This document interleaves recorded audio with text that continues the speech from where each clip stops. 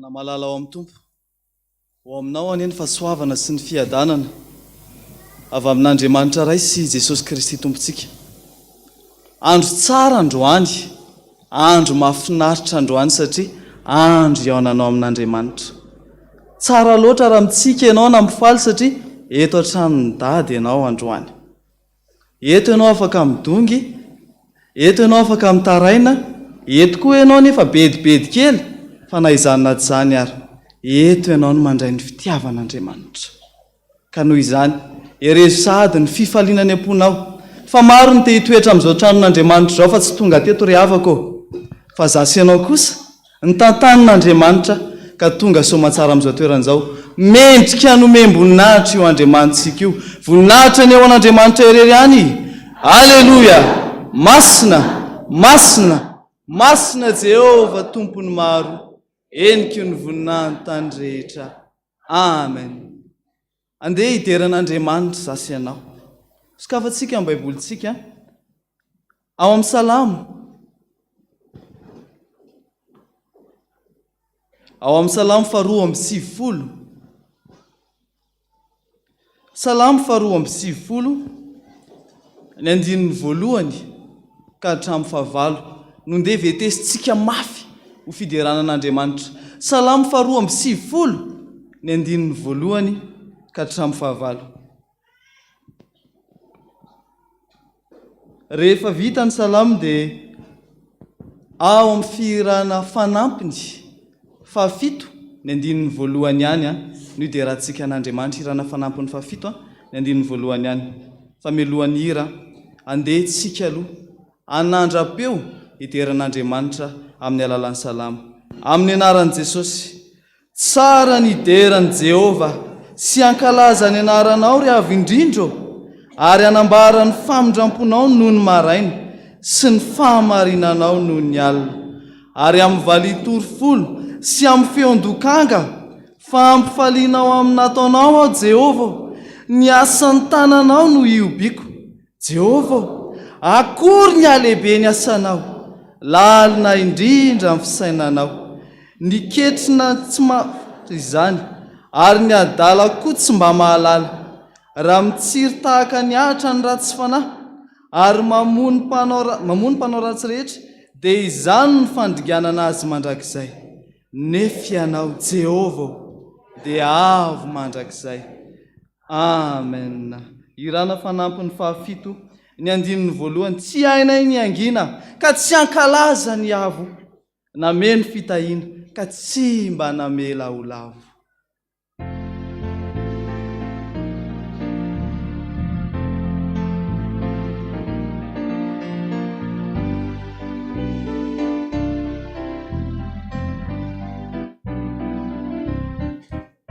Tsy hainay ny angina ka tsy ankalaza ny avo, mameno fitahiana ka tsy mba namela ho lavo.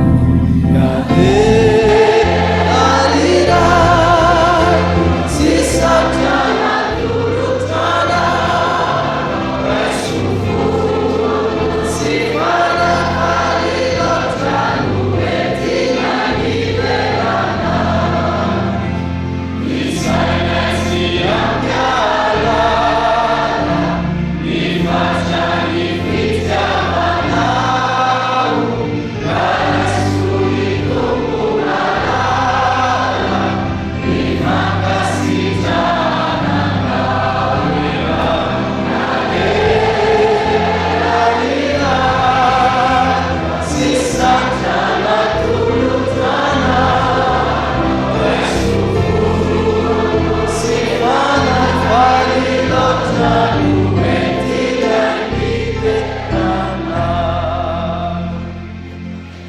samy mideran'Andriamanitra ivavakitsika. Andriamanitra avo indrindra ianao. Andriamanitra tsy takatry ny saina ianao. Tahaka ninona moa izay zanak'olombelona manoloana ny voninahitra ao Andriamanitra? Tahaka ninona moa izao tontolo izao manoloana ny fahalehibiazanao?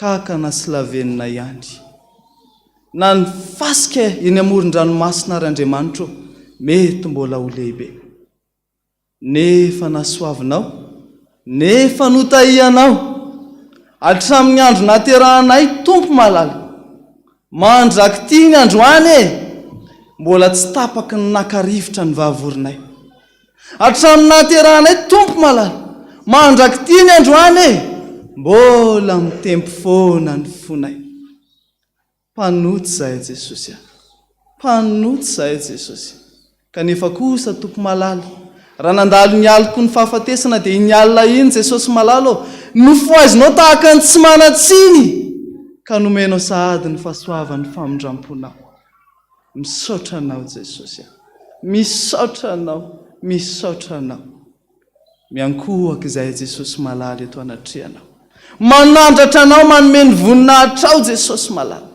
tsisy tonga teto koriny izay raha tsy nitao mifanahinao Andriamanitra fa tonga soamantsara eto an-tempolonao araka ny teninao Jesosy fa eo amin'ny toerana patsiarovako ny anarako ny anatonako anareo ary hitahiko anareo mbola namelanay ianao anantona anay mba handraisanay izany fitahiana dia ny fanatrehanao mendriky ny membonahitra ianao Andriamanitra indraminay ny hiran'ireo anjely indraminay ataonay amin'ny fonay manontolo ataonay amin'ny feonay manontolo Jesosy fa mendrika anao izany manao hoe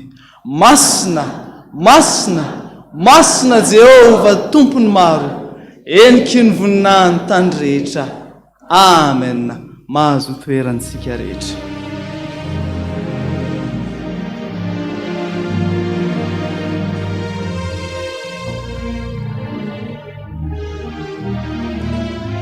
ry havako tena tsara io Andriamanitsika io ary tena tsy takatry ny saina ny fahatsarany Andriamanitra tsy mba manome tapany anasy anao izany fa ohatra ny dada mihitsy io Andriamanitra io mikarakara atsika ka androany mbola manatitra sakafo anasy anao indray Andriamanitra andeha raisitsika ny sakafo izay hoentin'i Jesosy ho atsika androany raisitsika izany amin'ny hira fa 700 dia ny 95 no andraisantsika izany hira protestante azafady fa 700 dia ny 95 ry Jesosy mitenena araka ny fombanao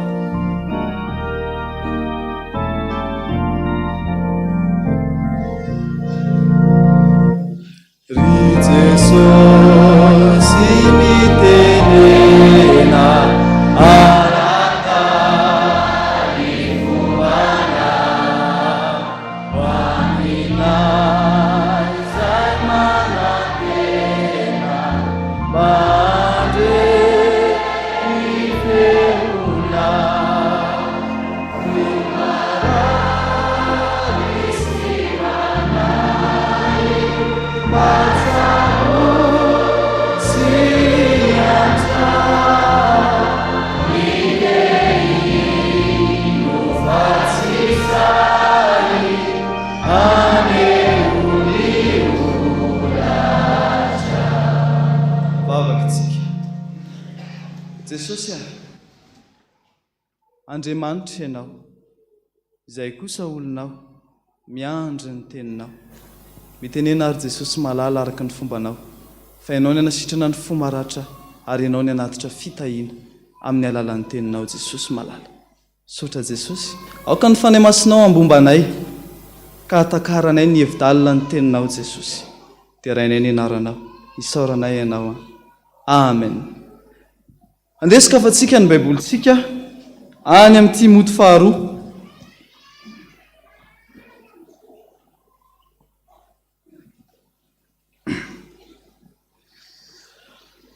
Timoty faharoa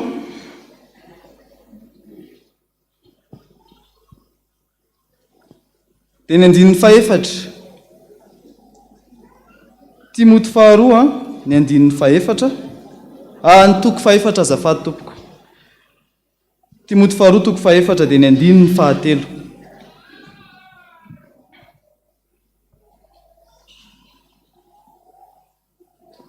Timoty faharoa toko 4 dia ny 9 rehefa hita dia vakina amin'ny anaran'i Jesosy manao hoe fa ho avy ny andro izay tsy azaka ny olona ny fampianarana tsy misy kilema fa angididy sofina izy dia amory mpampianatra ho azy araka ny filany. Amen. Ray masino manamasinanay amin'ny fahamarinana ny teninao amin'ny fahamarinana. Amen. Efa ho tapitra zao ny taona ny sivana, tena namay ny taona ny sivana iny ary tena niozongozona tokoa ny sivana. Maro ny karazana sivana fa tonga ihany ty zao ny farany sivana, 2 herinandro mahery sisa dia tapitra ny taona. Aiza ho aiza zao zasenao manoloana an'izany sivan'Andriamanitra zany. Mbola tafatoetra ve? Sa efa nintsana? Sa efa avy nintsana no niverina indray? Tsara aloha raha efa avy nintsana no niverina, fa mbola tafatoetra ihany zany. Androany Jesosy amin'ny alalan'ny teniny tia merina nasianao amin'ny fanompona marina an'Andriamanitra. Tsy zakany olona izao tontolo izao intsony ny fampianaran'Andriamanitra tsy misy kilema. Hianatra isakafo zasenao androany. Ozy ny filazan'ny Matio 4:4. Fa ty tenin'Andriamanitra ty dia sakafo fa tsy ny mofo ihany.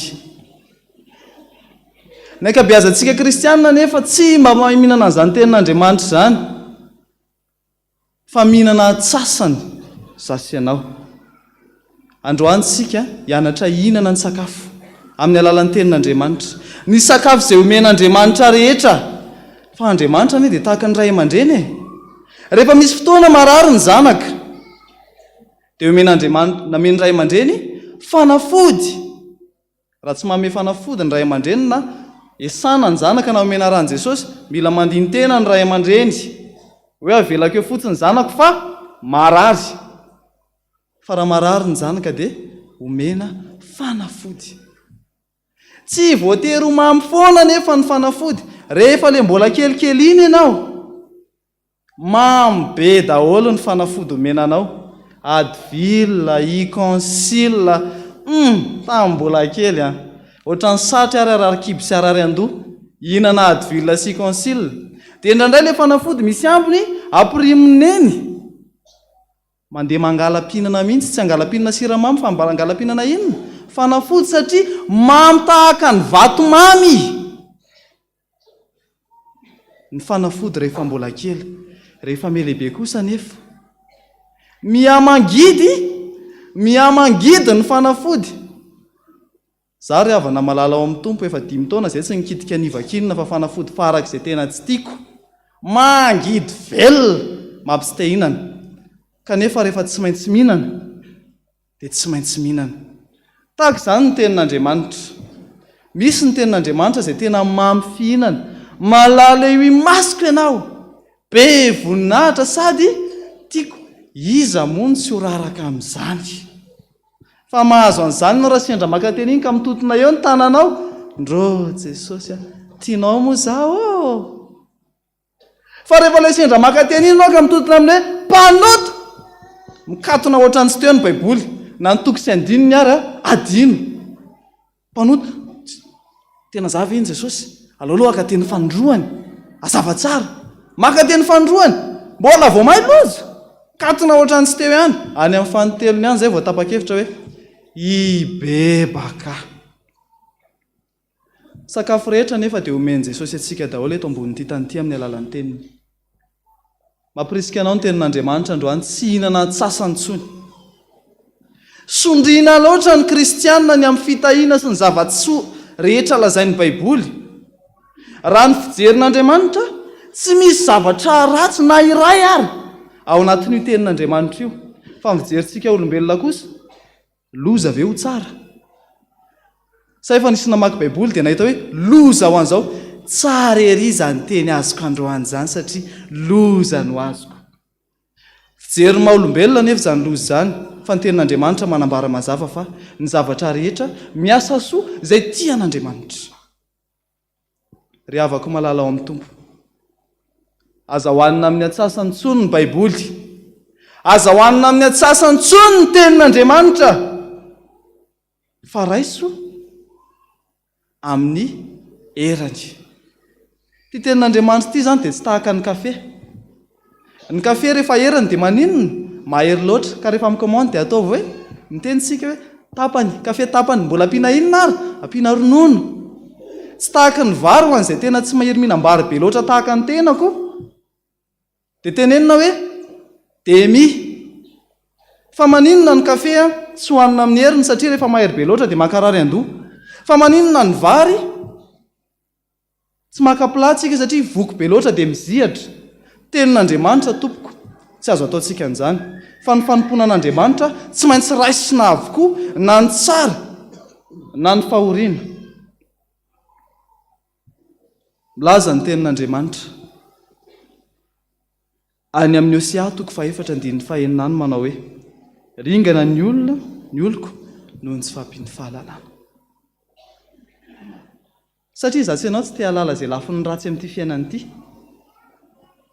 Tenin'Andriamanitra koa nefa manambara fa sambatra ny mpanompo, tratra ny tompony rehefa miambina. Ny olona ve hiambina zavatra tsara? Hoe isy anatitra gâteau foana isan'andro dia misy mpiambina eo. Ataoko fa raha mpanatitra gâteau foana ny ao an-tranonao isan'andro fa tsisy mpangalatra, tsisy mpandroba, misokatra midanadana be mivaravaranao tsy ampianao lakile mihitsy ary. Satria inona foana no mitsofoka eo? Zavatsoa. Fa maninona ny ampiana ny mpiambina? Satria misy zavatra ratsy eto ambonin'ity tany ity. Milaza hatrany ny tenin'Andriamanitra fa ty amin'izao tontolo izao no ahitanareo fahoriana. Nefa matoki fa izaho efa nandresy izao tontolo izao. Tsy maintsy miaina fahoriana tompoko raha mbola eto ambonin'ny tany. Tsy maintsy miaina fahoriana raha ety ambonin'ny tany. Fatra-panomety siny an'Andriamanitra zaho sy ianao. Satria rehefa sendra tonga ny fahoriana tsy tianao ngamba ka. Ngamba tsy jerenao mihitsy. Fa ao anatin'ny lalana makany an-danitra tompoko ny fahoriana. Ary Jesosy Kristy ny ohatra voalohany ao anatin'izany. Niaritra ny fahoriana mangidy indrindra. Tsy arova fa ny fahotako sy ny fahotanao nafaty an'i Jesosy Kristy ka niaretany ny fahoriana. Mafy ny taonany sivana, nisy ny fahoriana. Misy amintsika ary tsy te halala momba an'izany devoly izany intsony. Isaky mihetsika ato amin'ny fiangonam-pifoazana vao mihetsika kely dia inona resaka? Devoly. Devoly inona avy hony? Zao e. Fa nga tsy mbo misy resaka anjely mihitsy e. Nga tsy mbo misy resaka fitahiana sy fahasoavana e. Ka any ka voasarika daholy. Ny tanora, eny fa na ny lehibe ary, makany amin'ny fitoerana izay tsy mitory efa tsy ny fitahiana. Ory afako. Raha tsy hohaninao eto ambonin'ny tany ny fahoriana, any ambadika ny raisina, fahafatesana ilay ambadika. Raha tsy raisinao eto ambonin'ny tany ny fahoriana ny fanarahana an'Andriamanitra, ary ekenao io, hiaretanao io. Romanina 12:12 manambara tsara mihitsy. Mifalia amin'ny fanantenana, miareta amin'ny fahoriana, mareta amin'ny fivavahana, miareta amin'ny fahoriana. Ny ankabeazantsika zao efa tsy andro intsony izay faran'ny taona hoe tapitraiky ty taonany sivana ity. Fa tena mamay ny fahoriana amin'ny taonany sivana. Satria ny sivana tompoko mihetsiketsika. Fa ny sivana kosa nefa isafidianana anasy anao. Tsy te halala devoly ia. Any an-trano any tsika indraindray. Ary betsaka amintsika reto ary zany. Mare zavatra mandehandeha kely eny amin'ny rindrina. Manao kely ohatran'izany. Very ny vola maraina. Lazaina fa ny zanaka no nangalatra. Ny KALANORO nefa tonga tao an-tranonao tompoko. Ny mpiandry malala tsara mihitsy fa rehefa manomboka maneno ny alika mitomany valala. Efa minga izay ny KALANORO mpangalatra. Ary io misy trajet tsara mihitsy io isan'andro dinio tsara ane. Fa ny alika rehefa mitomany valala, tsy mba hoe ilay alika ao andrefa trano zany, fa mandeha ohatran'ny koralina io. Makany ohatran'ny sirène alerte. Dia io tsy miova mihitsy ny trajet-an'io isan'andro. Ary indraindray ary mandalo eo akaiky ny tranontsika mihitsy. Zay. Dia tonga eo amin'ny tranonao eo. Avy eo nao mandeha mare kely ohatran'izao. Efa kalanoro ny mandehandeha ao an-tranonao. Vonona ny angalatra ny fitaovanao rehetrarehetra. Ny akamoantsika nefa satria mamy ny torimaso. Avelao anenao ihany. Fo maraina simba ho azy ny fitaovana rehetra. Fo maraina nakaiza ilay vola tato. Ka mandroaka devoly satria tsy te halala momba izany devoly izany satria mihinana atsasany. Jakoba 4:7 tapany farany manambara amintsika, manoera ny devoly dia andositra anareo izy. Ao analamaintsy ao izay no mipetraka. Fa iny, fa amin'izao izay efa tsy dia mipetraka loatra ao intsony satria tsy sitrapon'Andriamanitra hitoetra ao ny tranonay misy fasana avao ambaniny. Fa io alika io dia isan'andro dia avany. Ary nasehon'Andriamanitra anay mihitsy hoe avaizany dia paran'ilay izy. Tamin'ny voalohany aloha tsy ny rara, trindriny kalanoro tao. Efa naolana ohatr'izao ny tenda. Zay vao tonga saina hoe tokony aninona? Ory malala. Andao tsika senao androaka devoly. Maty ato tsika. Kalanoro zany. Karahamarian'izany tsika. Azaka amin'ny tompoko. Miarena dia arovo ny tenanao fa sambatra ny mpanompo izay tratra ny tompony rehefa miambina. Rehefa tsy miambina zany ianao avariana matory tsy sambatra ianao zany. Tsy vita nefa very vola very fananana. Tsy sambatra. Ao anatin'izany koa tsy fampiny fiambenana manoloana ny toe-batantsika, toe-panahintsika. Raha misafidy vondron'olona anankiray Andriamanitra, tsy maintsy tsy manisy lalàna ao anatin'io vondron'olona io.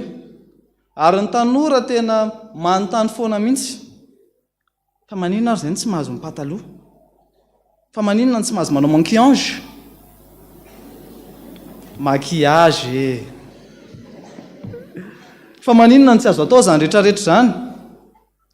Matoa ianao manontany, jejo ianao izay. Raha tsy jejo ianao, ny zavatra tsy mahajejo tompoko, tsy anontaniana. Fa rehefa miteny hoe tsy mety io dia maninona? Elanao azy. Fa hitanao fa mamonjamonjanao ilay izy. Dia tsy esorinao. Tsara tarehy. Misy antony matoa Andriamanitra mametraka lalàna ao anatin'ny vondron'olona anankiray. Tsika izao ny antsoina hoe vondrona fifoazana. Tamin'izany misy ny vondrom-pisorona. Tamin'ny andron'Andry Mosesy, manao efoda, manao an'ilay satroka, manao kalsona fotsy. Izany ny vondrony. Tamin'izany misy ny vondrony Nazirita, izay manoka tena ho an'Andriamanitra. Lava volobena lehilahy na vehivavy.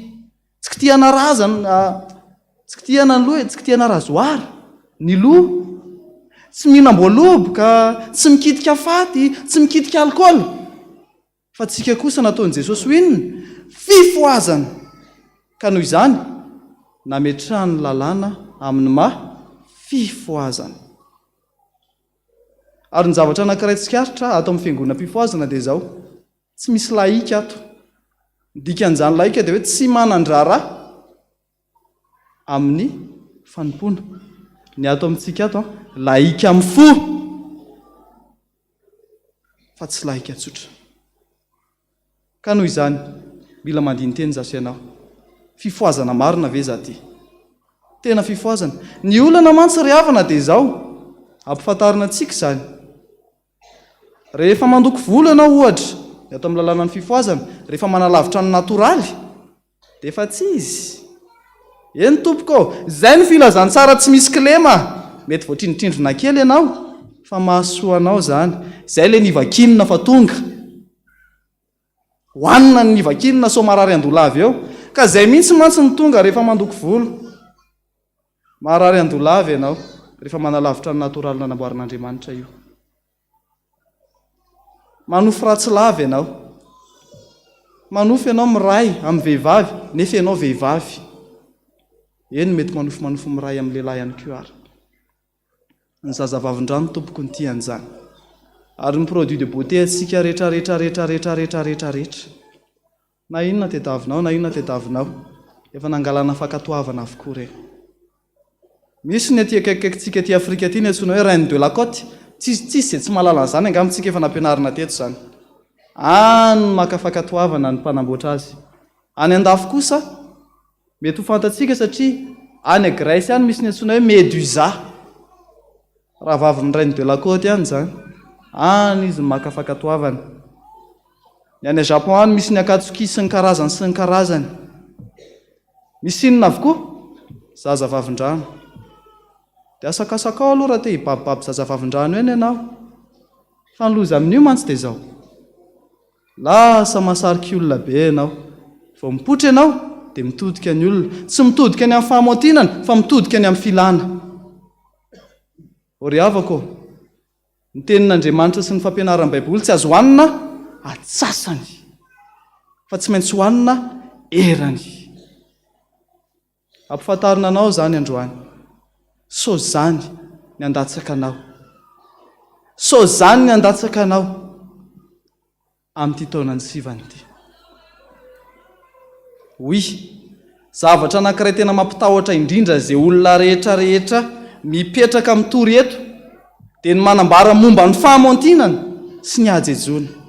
Matahotra iziko. Fa androany ampifantarina anao, tsy ho anadinana ny raha. Ka mimpiandry, tonga avy any misy rivotra mifofofo be, eo ambony tafitrano avy eo, efa tonga ny kokolampy, hitondra aretina. Atsika izany kokolampy zany, vao ampiry izany kokolampy zany, ohatran'ny Dracula, ohatran'ny Edward hozy izy mipijery film zay. Toerony devoly dia mandositra anareo izy. Miresaka an'izany nefa tsika izao na mpiandry ary dia misy manomboka manatahotra. Rehefa tonga izao ny ralina dia eno kely daholo amin'izay ny ambaravarakely eny.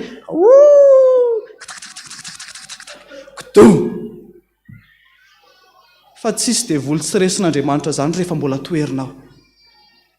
Fa rehefa tsy manohatra ianao tompoko, manam-pahefana aminao ny devoly. Rehefa tsy manohatra ianao, ny fanoherina tsy amin'ny alalan'ny miala amin'ny anaran'i Jesosy ihany, fa ny fanoherina amin'ny alalan'ny fiovana amin'ny fitondran-tena, hitsoahana ny fahotana, hidiranao amin'ny fahamotinana, ny fahasoavana, ny fahamasinana. Izay eny tediavin'i Jesosy amiko sy aminao e.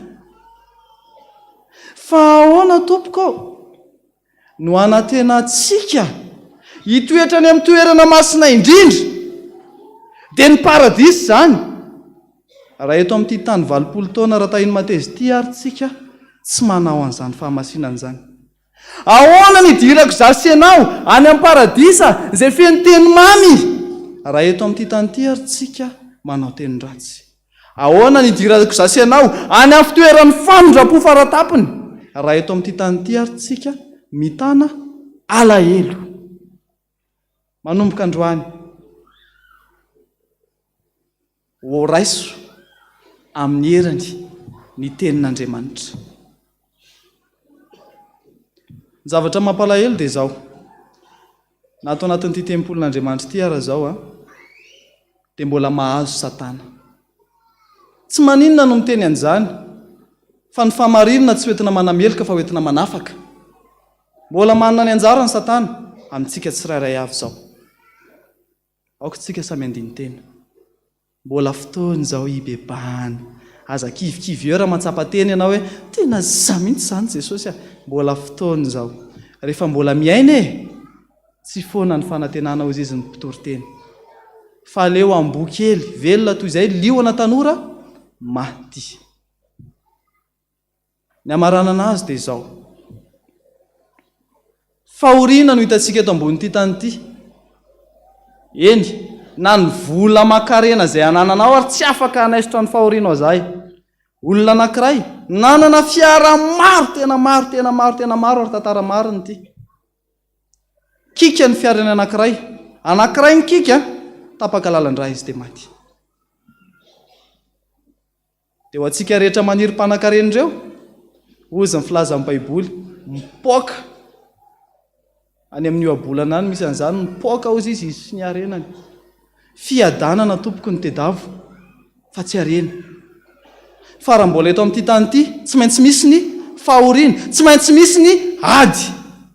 Fa rehefa misy ny fahoriana, tonga Andriamanitra manasitrana manome anao fifaliana. Raha misy ny ady, tonga Andriamanitra ampandresy anao.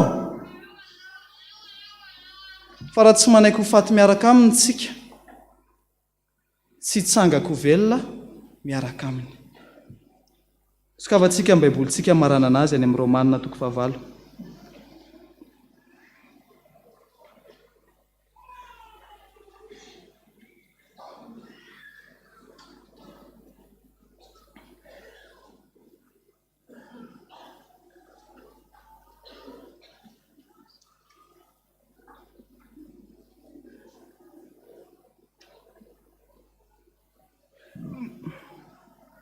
Romanina 9:7.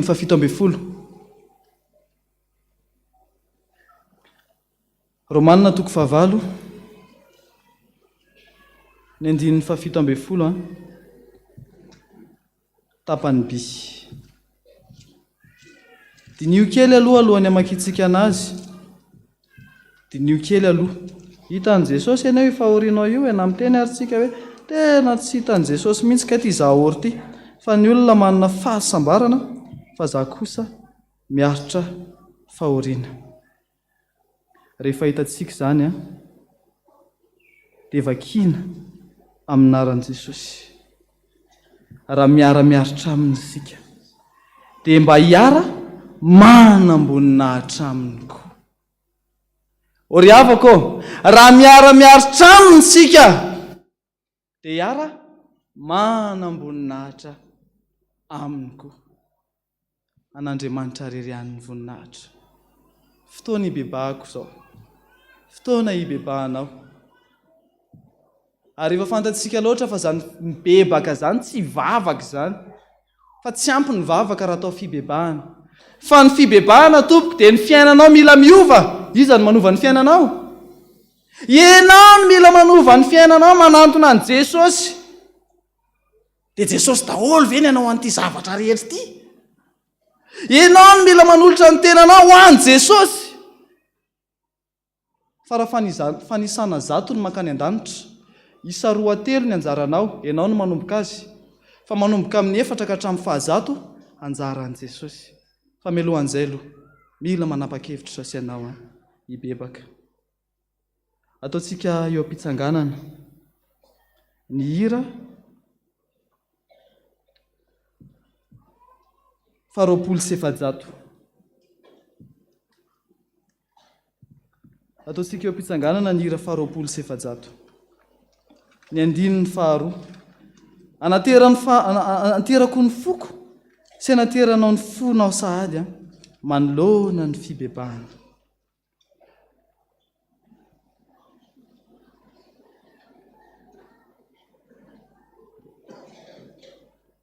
Azafady tompoko. Hira 700.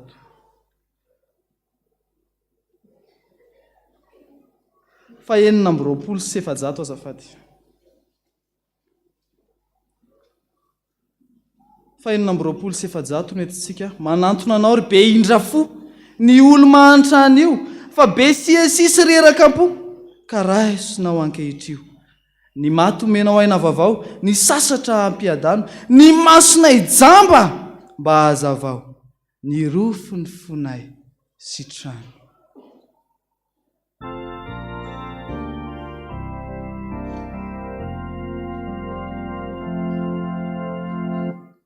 Manantonana ribe indrafo ny olo matsanio,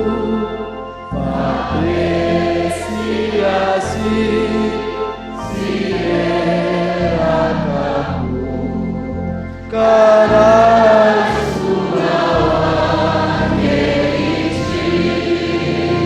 mato menao aina vaovao.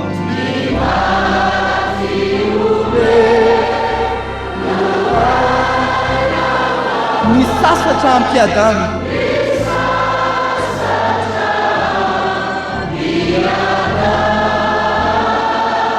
Ny masona jamba mbazava.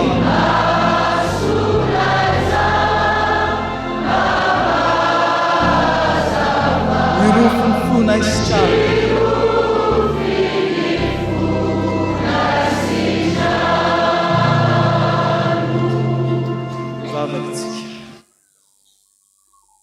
Manantona anao ry be indra fo. Iza moa Jesosy no antononay. Zao tontolo zao ary efa mandao anay avokoa. Efa manilika anay avokoa. Satria rehefa manaraka ny fampianaranao tsisy kilemy izahay, dia tahaka ny tsy mitovy amin'izao tontolo izao intsony. Ka tsy tiany izao tontolo izao intsony. Jesosy ianao sisa no ahafahanay manantona. Ianao lehibe indra fo no antononay ankehitriny. Mpanoty izay Jesosy tsy hanamarina ny tenanay eo anatrehanao mihitsy izay. Toa sarotra tia manaraka anao Jesosy malala. Tsy sarotra fa asarotinay. Asarotinay amin'ny filanay. Asarotinay amin'ny fijeriny izao tontolo izao anay. Asarotinay amin'ny fijerinay ny tenanay Jesosy malala. Mamindra fo Jesosy malala. Raha manao an'izao izao tontolo izao, dia mbo manaraka ihany koa izahay. Misy anefa Jesosy eo. Ny lalàna napetraka ao manokana ho an'ny zanakao. Misy anefa Jesosy ny lalana napetraka ho diavolo tongotray. Laozanay ianao Andriamanitra. Laozanay ilay hevitra ao mahatonga fiadanana. Mety mahazo aina ny nofinay. Mety mahazo aina ny poketranay. Mety mahazo laza tsara loatra izay eny amin'ny fiarahamonina. Fa marary Tompo. Marary ny fifandraisanay aminao. Satria miezaka izay mampifaly an'izao tontolo izao, fa tsy mba miezaka kosa hampifaly anao Jesosy. Misy aminay mpiandry ary ane Jesosy. Rehefa mahita demoniaka dia mitsoka, satria mihinana ny teninao amin'ny atsasany ka tsy mahafantatra fa lehibe ny atao anatinay. Noho ny amin'izao tontolo izao, vao mahita olona hafahafa izay dia efa mitsoka. Tsy samanantona akory aza. Nampifantariny izay androany ny amin'ny asany devoly eny amin'ny fiainanay. Manomboka atahotra ny devoly amin'izay izay Jesosy malala. Anomboka tena iorooro manoloana ny devoly. Ho tonga sainy izay ka ainy volanay very, ainy ny aretinay noho ny amin'ny devoly avokoa. Satria adininay Jesosy fa na eo azy zany rehetrarehetra zany. Ianao efa nanolo tena hiaro anay rehefa miambiny izahay. Adininay Jesosy fifanamenao anay ka ny fahefana andresy an'izao tontolo izao. Aika izay manam-pahefana indrindra. Fa nanieriny maizina ary miforotra manoloana ny voninahitra. Jesosy mamindra fo aminay. Mamelany elokay. Toa tsy sahiaritra ny fahoriana tsony izay Jesosy malala. Tsy sahiaritra ny fahoriana efa leo fahoriana izahay. Leo fijaliana izahay. Any ka omenay tsiny lavy ianao. Ao anatin'ny ranomaso Jesosy omenay tsiny lavy ianao. Teo aleonay manompo ny Andriamanitra izao tontolo izao, izay manome fitahiana vetivety. Toy izay ianao ilay Andriamanitra manome fitahiana mandrakizay. Mamindra fo aminay Jesosy. Tianao loatra izay hiverina tahaka ny zaza Jesosy malala. Mora tenenina, mora fo. Zaza kely arane Jesosy. Atahorany devoly. Satria ianao no atahorany zaza. Zaza kely iforetany devoly na demoniaka tahaka ninona ary miforotra eo anatrehany zaza kely. Satria ianao no atahorany fa tsy ny devoly. Noho ny amin'ny fatahorany ny devoly dia manaonao foana izahay Jesosy. Itsoahanay mafy mihitsy ny fampianarana tsy misy kilema. Ka tena mamonjy mihitsy izay ny mpampianatra mety amin'ny filanay. Mamindra fo aminay Jesosy aho, mamelà ny olokay. Ibebaka izay Jesosy, anova ny toetranay hifanaraka amin'ny toetranao, anova ny lalanay hitovy amin'ny lalanao, mba hiverena ny fiadanam-po ato anatinay. Dia le fiadanana tsy eto an-tany ihany, fa le fiadanana mandrakizay ka na misy ara ny fahoriana dia mitoetra lalina ao anatin'ny fifaliana. Jesosy eo, hainao manome ane izany. Fifaliana anefa ny teninao Jesosy manao hoe tsy olombelona aho akory ka ho toy fo mandrakizay, fa noho ny amin'ny anarako masina dia hononiko ny fahatezerako. Avy fandaharsika fanamena tahaka ny jaka ary ny fahotanareo, ofitsiko tahaka ny oram-panala, na mangatrakatraka tahaka ny sily ary dioviko tahaka ny volon'ondry fotsy. Faly izay Jesosy, faly izay fa mbola afaka miantoraka, mbola afaka manapa-kevitra ny anaraka anao androany. Ka noho izany fifaliana ho anay, manao ny tonkirany Davida mpanao salamo manao hoe sambatra ny olona izay voavelany elony sy voasarona ny fahotana, sambatra ny olona izay tsy sain'i Jehovah eloka ary tsy misy fitaka amin'ny fanahiny. Amen. Mino an'Andriamanitra ray tsy tomponao lanitra sy ny tany, ary mino an Jesosy Kristy zanan'ilay tokana tomontsika izay nitorotoroana tamin'ny fanahy masina, nateraky Maria Virjiny, nijalona nanapaka-potoklato, nombonina tamin'ny hazo fijalia, maty ka nalevina, nidina tany amin'ny fiainatsila, nitsangana tamin'ny maty tamin'ny andro fahatelo, miakatra ho any an-danitra. Andriamanitra ray tsy tompo, avy any ny haviny tsara ny velona sy ny maty.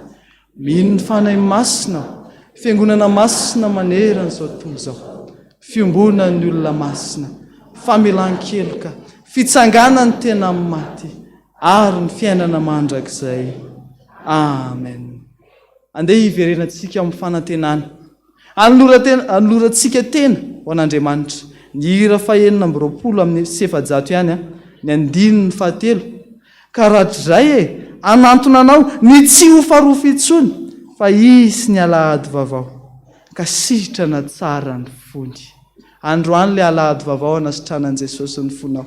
Ataovy amin'ny fony hira, atao vavaka ny hira, andraisanao hery avy amin'Andriamanitra.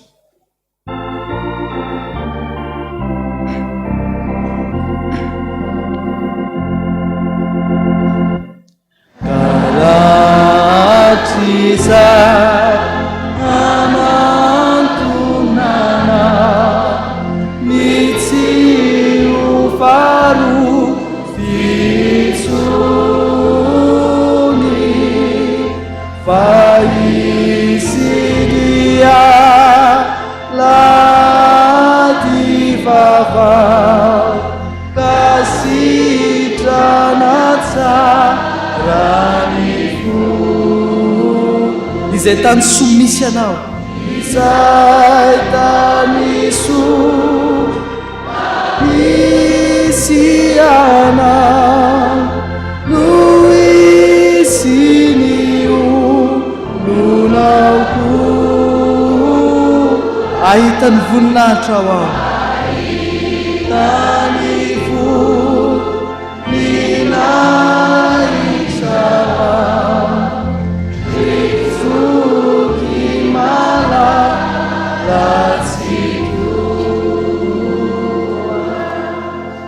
izay tany soa misy anao Jesosy aho. Mila ilaozanay izao tontolo izao satria izay te ho any amin'ilay tany soa misy anao, any amin'ilay tsisy fahoriana intsony. Ahitan'ilay voninahitra ao Jesosy aho, ahitan'ilay voninahitra ao zoky malala. Ho tanteraka tokoa anay izany amin'ny anaran'ny Ray sy ny Zanaka ary ny fanahy masina. Amen. Mahazo toerantsika.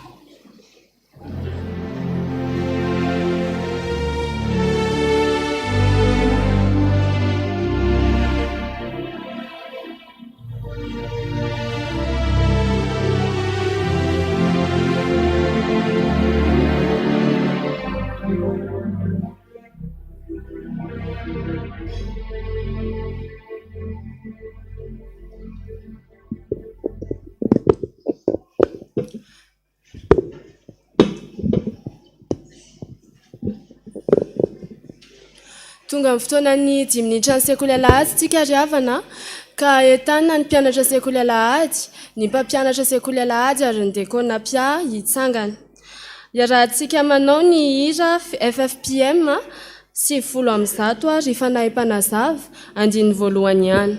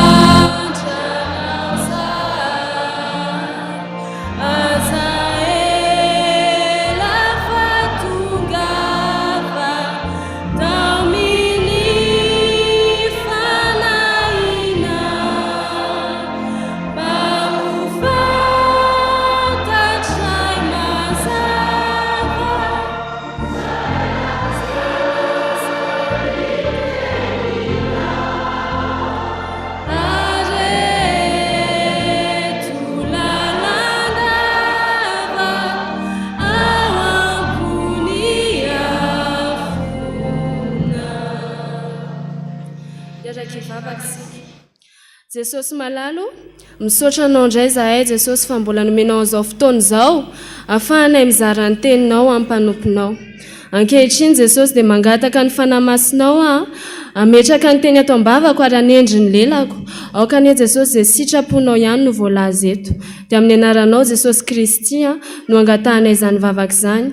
Amen. Hipetraka ny fiangonana. Tantara kely avetrandrak izy no andrenantsika an'ity 10 minitra ny sekoly alahady androany ity. Selinina kely raka izy dia ankizy vavy anankiray izay tena mazoto dia mazoto tokoa ary mpianatra sekoly alahady. Satria krismasy moa ny andro dia mampianatra hira krismasy ny maîtresse any ampianarana.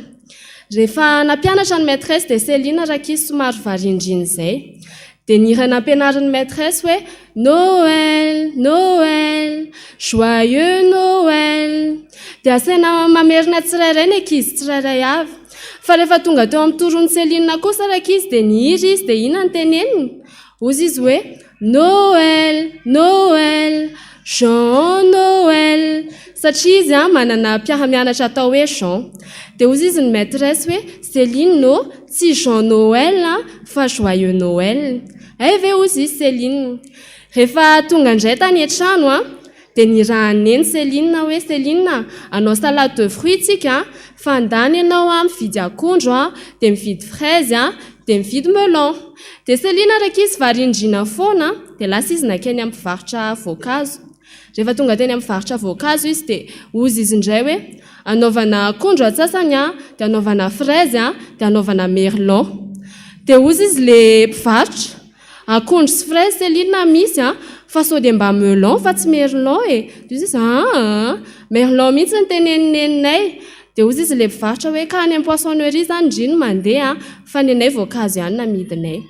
Rehefa tonga tany an-trano izy dia ozy izy mantsiany neny hoe neny akondro sy fraise ihany ny hitako fa merlon any amin'ny poissonnerie.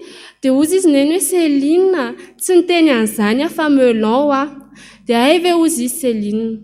Tonga indray tany amin'ny fianarana sekoly alahady raka izy dia mampianatra ny zoko hoe Adama raka izy no lehilahy voalohany namboarin'Andriamanitra tetỳ tany. Eva kosa no vehivavy voalohany namboarin'Andriamanitra atao vadiny. Dia nanontany maîtresse hoe iza zany no olombelona voalohany namboarin'Andriamanitra tetỳ tany? Niazakazaka Selina nanangatanana hoe za any Selina kely ary iza ny olona voalohany namboarin'Andriamanitra tetỳ tany? Tsy rotsitra akory Selina ny teny hoe Madame Sieva. Dia meme daholo indray ny mpiara-mianatra amin'ny rehetrarehetra. Dia nangasy azy Selina satria maninona? Satria izy tsy mihaino tsara dia mihaino vilana dia mandika vilana. Inona ny hevitra tiantsika soahana amin'izany raka izy? Mila mihaino tsara foana tsika na any ampianarana na any an-trano na aty am-piangonana. Fa rehefa tsy mihaino tsika dia mandika vilana dia miteniteny foana dia imehezan'ny olona. Dia toy izany koa tsika lehibe mihaino tsara foana fa manjary mivadika ny resantsika indraindray. Dia ny tenin'Andriamanitra isotomantsika an'izany lesona izany dia hitantsika ao amin'ny filazantsara ny Matthieu. Matthieu 1:20 andininy fa 5:10. Matio 1:1:10 andininy fa 5:10. Mivaky toy izao amin'ny anaran'i Jesosy manao hoe izay manantsofina hoety miaino aoka izy hiaino. Zany dia voninahitra ho an'Andriamanitra irery ihany.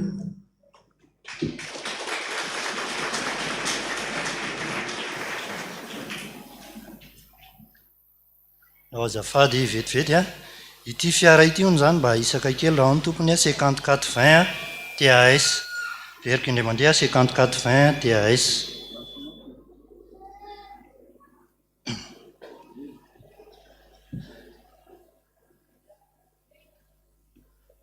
Fifaliana lehibe ho an'i Jesosy ry dada malala isany ny mandray antsika tamin'izao vavadiny lanitra izao. Sambatra ihany koa ny tompo mahita anareo ry reny malala isany amin'izao akatoko ny tsingeritaonan'i Jesosy izao, ary mbola tretrika raha samy tretrika ny tompo mahita antsika ry zoky sy zandry malala tonga eto amin'ny tempolin'Andriamanitra. Ka ny ara-batolotra antsika dia ataoko tahaka ny ray ny lovy sy ny voromena ny mpamanga misiotsika ary ny vangina mirahira samy faly ny dikan'izany araba ary laina soavina ny tompo mba antsika mianakavy tonga amin'ny fotoana makina ny aniversera maro samihafa isika izay miisa 420 mianadamianaka ovakitsika aminaran'i Jesosy Andriamatoa sy Ramatoa isany raha velson sary vonjy raha de lalaina 13 Desambra raha olony irinina fanja malala 20 Desambra mangataka vavaka amin'ny fianarana raha velson Andria 20 Desambra mangataka vavaka amin'ny fianarana raha Andriana Arvonjy tiana Karaine 10 taona 13 Desambra mangataka vavaka amin'ny fianarana raha Alson Michel Patricia 12 Desambra raha Fanambinany Soa malala ny irina 14 Desambra raha Kotondrabe Jean Ernest 13 Desambra raha Koto Arvelo Yanitra Zoe 15 Desambra mangataka vavaka sy hira 30 sy 700 raha Zananjatovo Yanta malala 14 Desambra mangataka vavaka amin'ny asa fivelomana raha Kotona Toandro Ambintsoa 15 Desambra misaotra noho ny fitiavana sy ny famindram-poa mbola tiana volon'ny soa 15 Desambra raha Koto Zafy Vahatraina Avoasina sy miaro soa rondro ny aina 15 Desambra raha Antarivelo Liliana 14 Desambra raha Vaony Armisa Eliana 13 Desambra raha Felmanantena Marie Josiane 14 Desambra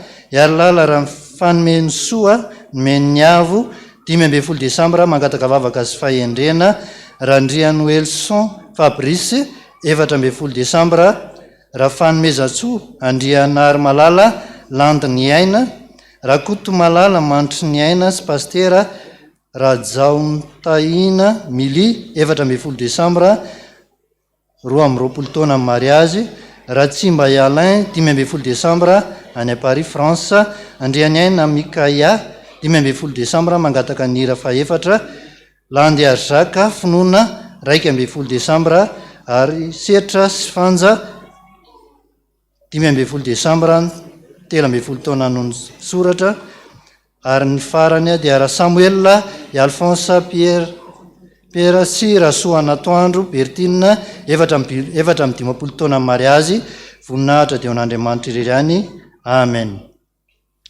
Jesosy ry havana raha ny fahadianina 7 andro 7 alina tany anefitra dia zao rehefa naona izy dia nalainy devoly fanahy ka hoy izy hoe raha zanak'Andriamanitra marina ianao dia ataovy tonga mofo io vato io dia inona navalin'i Jesosy azy tsy ny mofo ihany ny velomany zanak'olombelona fa ny teny rehetra navoaka an'Andriamanitra. Ka zao ny mofo mamy ao atolotra antsika izay tompona aniversera na nanoratra na tsy nanoratra dia hitantsika ao amin'ny bokin'ny Rota toko 7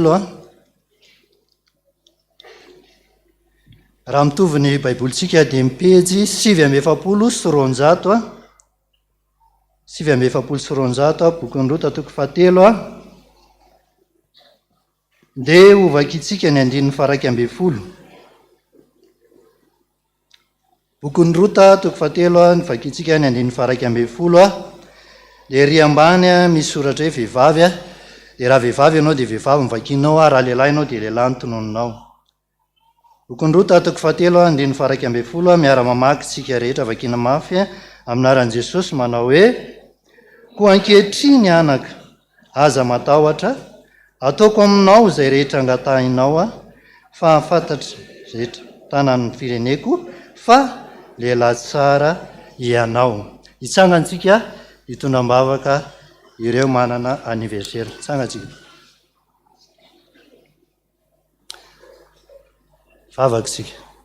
Ry Andriamanitra ray zanaka fanahy masino, tsy mitrahatra ny misaotra dera mankalaza mame voninahitry ny anaranao izahay a mpanomponao tonga tsirairay eto amin'izao tranonao zao. Teninao manao hoe mangatady mena mitadiava dia hita ary izay mandondona no voaina. Tonga eto izay tompo a manana ny etahitan'ny tsirairay avy ny mpanomponao a ny fantatr' Jesosy de raha tonga eto izay de hoy ianao hoe tamin'ity trano ty a ny anoko ny vavaka ao tsirairay avy.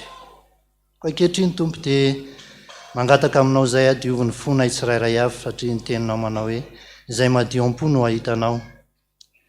Diovy ny fonay tompo ary fantatray koa Jesosy fa zany teny menao anay zany a indrindra ho an'ny tompony anniversaire de na tsy mangataka ary izahay tsirairay avy de fantatrao ny tokony ho anay. Kehitriny Jesosy de misy ny mpianatra mangataka vavaka izy ireo a mba tenenao nanolo-tsaina azy satria ianao Jesosy a mpanolo-tsaina ambony indrindra, ianao no faratampony fahaizana indrindra. Ao Jesosy ny mety mananolana maro samihafa, ianao ny tompony vahaolana de mino zay fa hamany olana rehetra ianao. Ao koa ireo mivavaka noho ny amin'ny tokantrano izay nateza na ny fisoratam-panambadiana, ianao Jesosy no miteny fa tsy tsara tokoa raha irery raha lehilahy, nanambaranao vatsaza azy ny tsirairay avy. Ny fantatray de ianao ny lohan'ny fiangonana, hatray Jesosy de ianao koa namorona izany tokantrano zany. Misy manateny zay tompo fa ianao nandraka fenao ao anatin'izany tokantrano zany. Ireo rehetra izay mbola manana faniriana koa Jesosy a na nanoratra na tsy nanoratra ato amin'izao taratasy zao de misy manateny zay tompo fa mamaly vavaka ianao ary ampianaro zay tsirairay avy zao a ay anisan'ny andronay. Ampianaro koa zay Jesosy raha angataka de tsy hivelatra tahaka ny tafitrano fa raha hisaotra aminao kosa de orona tahaka ny oronantsy a fa tena hisaotra anao, hidiranao, ame voninahitra anao a eto amin'izao tepolo-masinao zao. Misy manateny zay tompo fa tsy tahaka ny diranay teto a ny voanay teto a fa tena andray valim-bavaka, andray fahasoavana, andray fitahinany tsirairay avy Jesosy a raha tonga soamatsara ka andeha hody any amin'ny tranony tsirairay avy. Misy manateny zay tompo fa mamaly vavaka ianao a mpanomponao no mangataka an'izany a ary mbola nompanao izay a mandra-pialana ety amin'izao tontolo zao ity a. Misaotra indrindra tompo, anao ny dera, ny aja, ny voninahitra mandrakizay a. Amen. Petraka sika.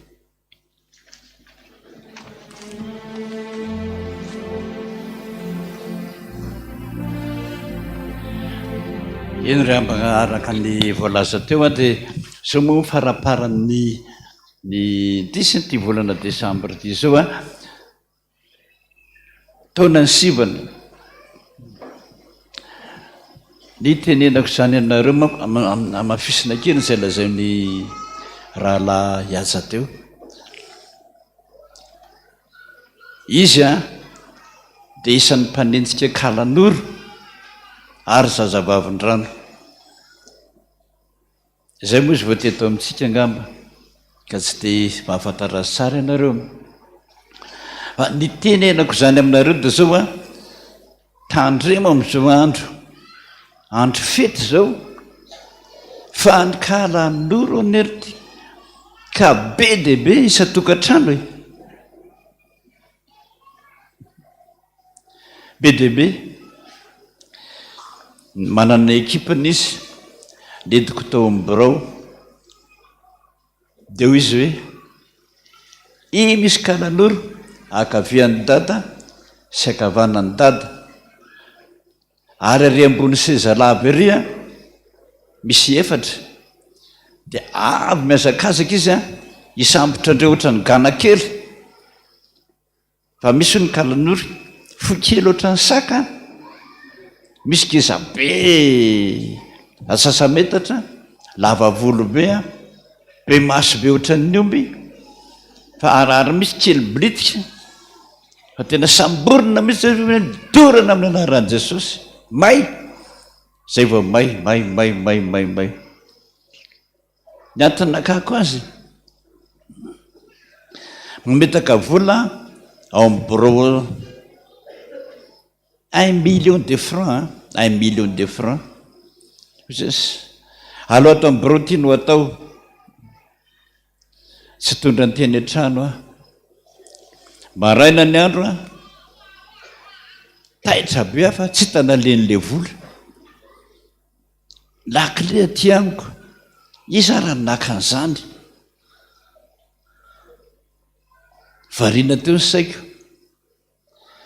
afaka tapabolana indray a maika be a vola saika hoentiko 10 millions 2 millions de francs le pitso maraina tsy ty zay naleny ohatra mampiady erany trano mihitsy zany izy reto ny tonga ny teny hoe eo kaiky ny brondady reo misy mpangala boly reo fatandremo mampiady mivady io a tena mampiady mivady io a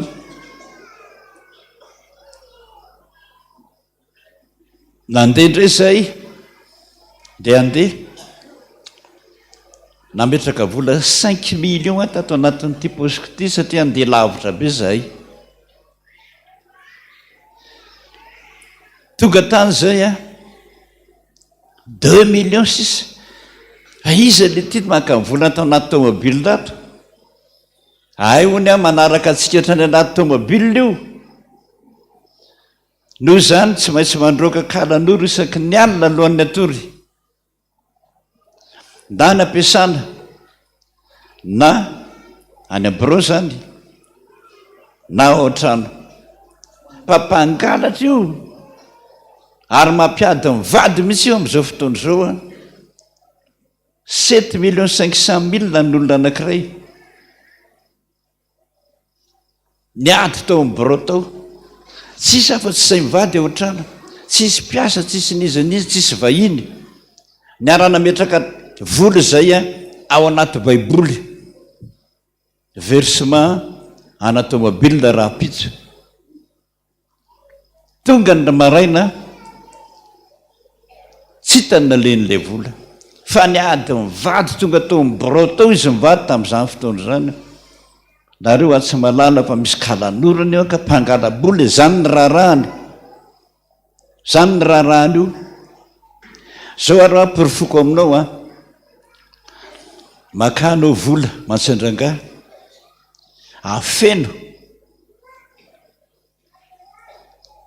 ianao koa matoa maka vola dia afeno nareo mivady tsy mifankahita tsy mifankalala mihitsy ny ametrahanareo azy le pitso maraina samy tsy hita daholo le nao izy le rangà nataoko tanaty valopy dia ny fantsihiko ambany latabatra rehefa nasiko lakôly dia mifantsihiko ambany latabatra mbola ao mihitsy ny valopy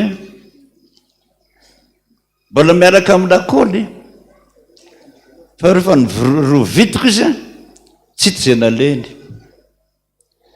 ny faharoa izy nataoko tao ambany gorodona dia ny fantsihiko 1 million nataony iza koa ny mahita nyty ato mbaraina ny andro tsy mipotra mihitsy gorodiko tsisy namaky jerena le valopy mbola ao fa le vola tsy eo gaga izy niako zozy madama nataoko tao ambany ondana mihitsiny am'izay hoe raha vao misy mikitiky ny ondako a dia taitra fa maraina ny andro a tsy ty zay naleny hitanareo aroa zany kalanoro mampiady anareo io ny mangala boly zany ny rarahany ka dia krismasy eo ny andro fa miteny azay mahandro ao ka de kalanoro daholo isan'andro fa miady mivady eo nareo zay mahatonga nakazy nefa moa de mbola tsy de sany teny loatra be dehibe an'zay tahaka zany ko ny zazavavin-drano koa ka tena mangala bola maome vola izy maome vola be dehibe izy fa taperiny ray andro re volanao ro rehefa aveo zany tsy hitanao hoe ino misy zazavavin-drano miditra ao anaty trano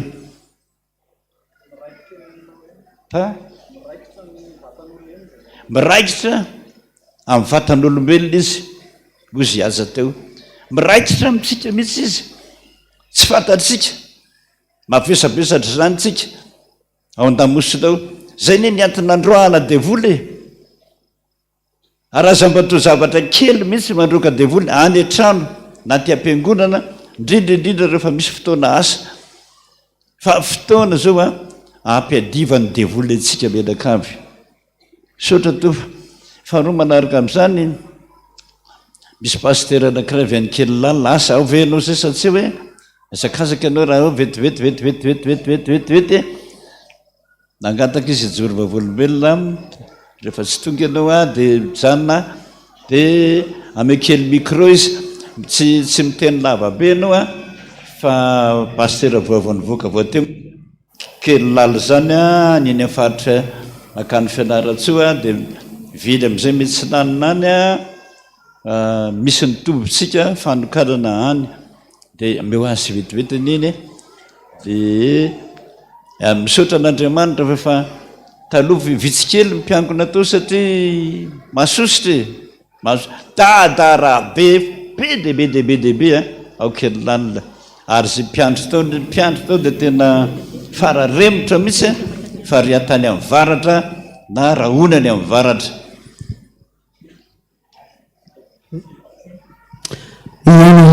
vavakasika aloha voninahitra anao sandratray aminao Andriamanitra ray zanaka fanahy masina mbola nanomezanao fotoana afahako mijoro vavolombelona eto amin'izao toerana tombo masina eto amin'izao toerana zao anambarana zay rehetra nataonao amin'izao mpanomponao avy any amin'ny faritra kely lalina izao dia sehoera ny voninahitra ao Jesosy ary oka sy teny zavakafa fa sy ny teninao rery ihany no ambarako amin'izany fizoroana vavolombelona izany mba ho voninahitry ny inaranao sotra indrindra Jesosy ka dia mitenena amin'izao mpanomponao zao ianao mba ho voninahitry ny inaranao rery ihany no hitenenako eto Jesosy amen ihany ary misaotra ny Andriamanitra voalohany indrindra ny nanome fotoana zay hionako aminareo eto ary misaotra ny ray aman-dreny dada ihany koa izay nagnome fitenenana amin'izao tongavako eto zao ary dia misaotra antsika rehetra vahoaka an'Andriamanitra zaho moa zany pasteur avy any faritra kely lalina pasteur le maro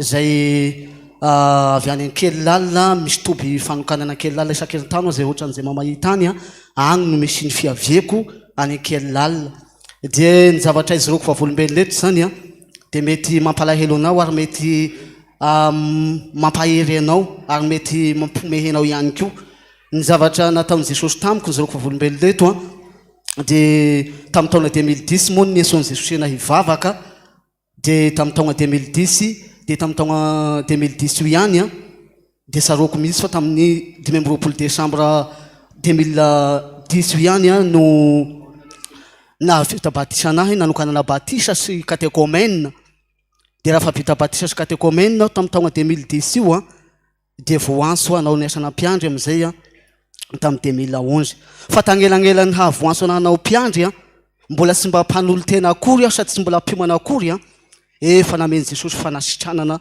na anao asa marary zay zany ny zavatra voalohany fagaganana seho amin'i Jesosy tamiko narary ny mamanay tratrany ambala velona safotry sy mpanolo tena akory sady tsy mpiomana mpiandry fa voavita batisa sy catéchomène haingana tamin'izany fotoana zany tamin'ny 2010 io dia narary ny mamanay safotra aho amin'ny voolom-baovao amin'i Jesosy fa voany atao batisa fotsiny satria mbola voaray volana ny vavahana tao anatin'ny 2010 io dia narary ny mamanay dia hozy izy ny rahalahiko zokolanay mpiray tampo aminay ny hoe andaho angala mpiandry fa marary ty mamantsika de zao ny tao anatin'ny sainako le ohatrany nataon'ny mpiandry taminahy igny no atako am'le marary mamako ty atria le mpiandry moa mametra tagnana ty andoha zay zany ny fantatro de tonga da avy deo ametra tagnana amin'ny marary io de nivavaka ny nataoko a de ao rangaha tory tao fa hametrahako tagnana io de ohatsy izy ny ze zokolahynay no hoe andao angala mpiandry fa nao nisy mpiandry fa sy netsy aho de ny hoe atoery tao izy de natoetra le mamanay a de nametrahako tagnana tamin'ny anaran'i Jesosy vavaka aho aloha de nametrahany tagnana de sitrana le marary a sitrana le mamanay a tamin'izany fotoana zany zay ny fahagagana tonga ny alahady fa amin'ny toerana misy anay io no toerana itondrako fiangonana de nandeha tao ny mpiandry anay mpiandro vondrombavaka anay a de nizoro vavolombelona tamin'io mamanay no hoe narary aho a satria misika moa misy fizorana vavolombelona foana de nizoro vavolombelona ny mamanay no narary aho a de le zanako mpiara-mivavaka aminay ao a nandroka devolo tamiko de sitranao zao a de tsy marary sony koa de zay zany a ny fahagagana voalohana tamin'i Jesosy tamiko a de faharoa ny fahagagana nasehon'i Jesosy tamiko de zaho tompoko sy mba nagnavaram-pianarana sy mba nagnavaram-pianarana tan-dakilasy fa nandeha lakilasy fa sy mba nanagna fahaizana tao an-dakilasy sady tsy nahay namaky teny na dia nandeha lakilasy a sady tsy nahay namaky teny aho sy nahay nanoratra fa ity baiboly ity nahezako nanoratra ity baiboly ity nahezako namaky teny a de ny fanahy masina ny nampianatra anahy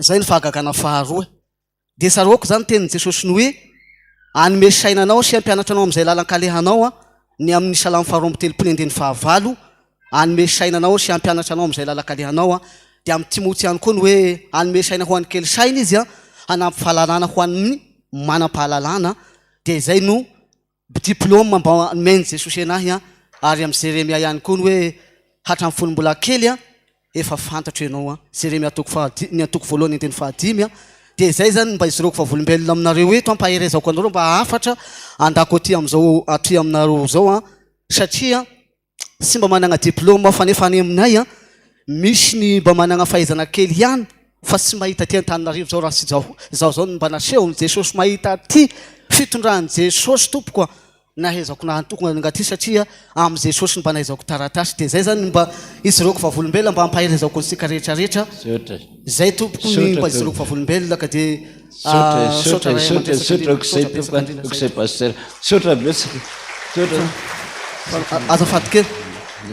azafady kely faharoa angatahako aminareo a any aminay de mba mangataka tafika masina fa tena misy kambotry mahantra ary de mba mangataka ihany koa raha mba misy azonareo atao a dia mba mangataka tompoko aminay fatra mbany votry kely lalilany a fa tena be de be ny mahantra any ary ny kristianina moa any aminay efa misy roanjato am'izao sotra tompo sotra azy sika misotra azy satria okse paster vavaka sika Jesosy sotra besaka Jesosy vita ny fijoroko vavolombelona teto amin'ity toerany ity mino aho Jesosy a fa mba misy mitondra hery amin'ny mpanomponao zany rehetrarehetra zany a ka tonga ny olona hanolo tena ho aninao Jesosy a na de tsy misy fahaizana aza ianao no mahatonga ny fampahaizana mba hahaizan'ny olona tsirairay a mba ho voninahitry ny anaranao sotra Jesosy a amen sotra to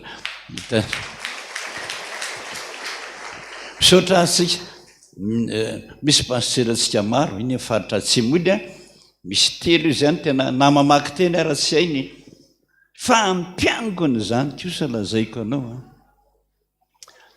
zay rehetra nita fianarana ty tsy manana an'izany eninjato fitonjato zany mpiangony ny any Tsimony zany tsy mahita olona Jesosy fa de zy hitany ihany hoe andao anaraty olona andao anaraka andao mpanaraty daholo zany mahatonga atsika hoe tsy mijery nizanizy tsika tsy mijery diplôma po Jesosy hoe ataovy ny asako de manao zany atao hoe FPVM ary mampiroborobo ny FPVM zany sotra tompoko sotra le am'izany fa ny ohatrany teny kely aza ho zao ianao tsy am'teny aloha izy mihitsy ny teny a momba ny zazavavin-drano teo vetivety ihany a vetivety ihany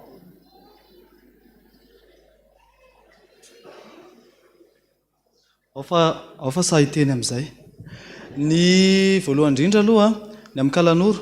Ny kalanoro dia ny afomasin'i Jehova ihany, ary ny kalanoro tsy dia voly fandroaka ka hoe miala amin'ny anaran'i Jesosy, fa dia voly famono le vonina amin'ny afomasin'i Jehova. Tahaka izay ihany koa ny zazavavin-drano, tsy dia voly fandroaka ka hoe miala ato aminay, fa dia voly famono. Samy mangala-bola, samy manao ody fity ireo dia voly anankiroa ireo, fa ny kalanoro dia tena hoe maniditsidina eny, dia irahan'ny tompony izy mangala-bola any aminao. Rehefa maheno alika amin'ny tomany valala, tonga dia mitsangana avy hatrany, surtout hoe manatona ny direction anao le alika. Mitomany valala ny alika sy ny kalanoro tsy mifankaty, dia rehefa mifampiona ireny dia ny ray mandrangitra ny ray, ny ray mandrangitra ny ray, izay mahatonga ny alika mitomany valala rehefa mahita kalanoro, fa nakenda mihitsy ary ny alika sy ny kalanoro. Dia rehefa maheno alika mitomany valala izay, tonga dia mitsangana avy hatrany.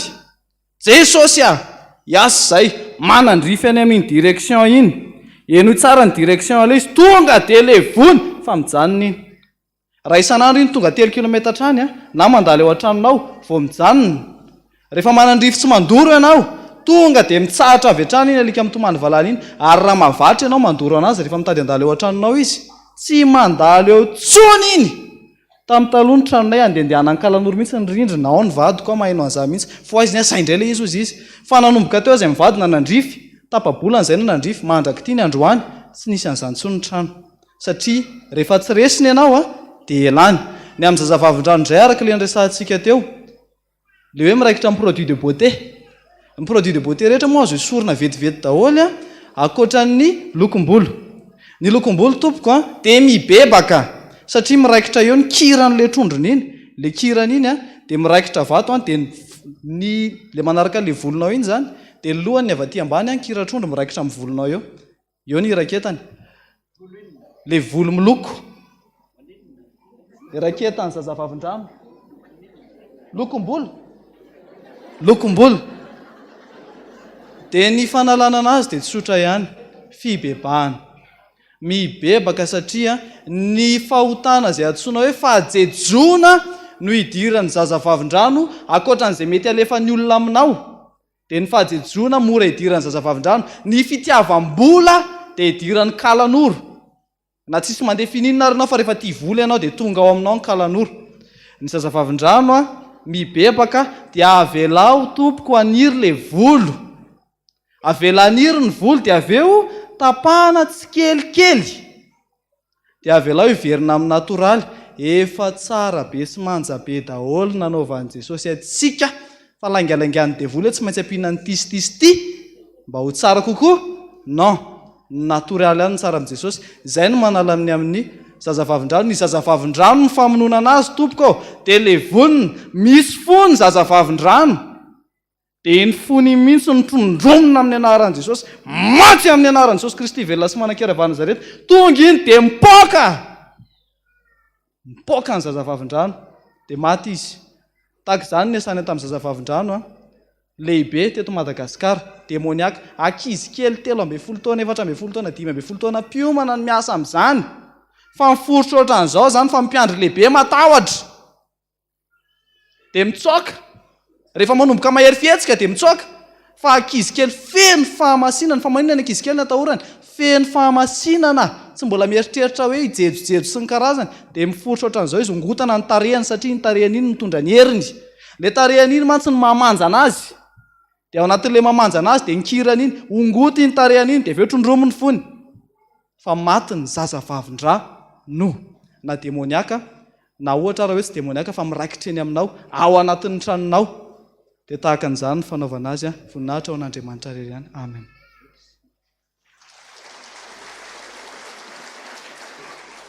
Azafady.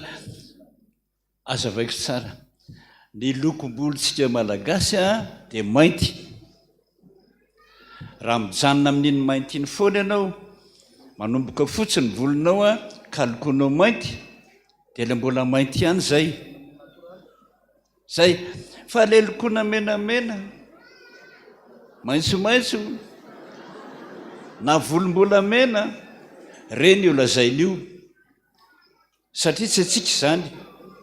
Dia itsika mihitsy no manaiky idiran'izany amin'ny tenantsika, dia miraikitra ho azy eo izy.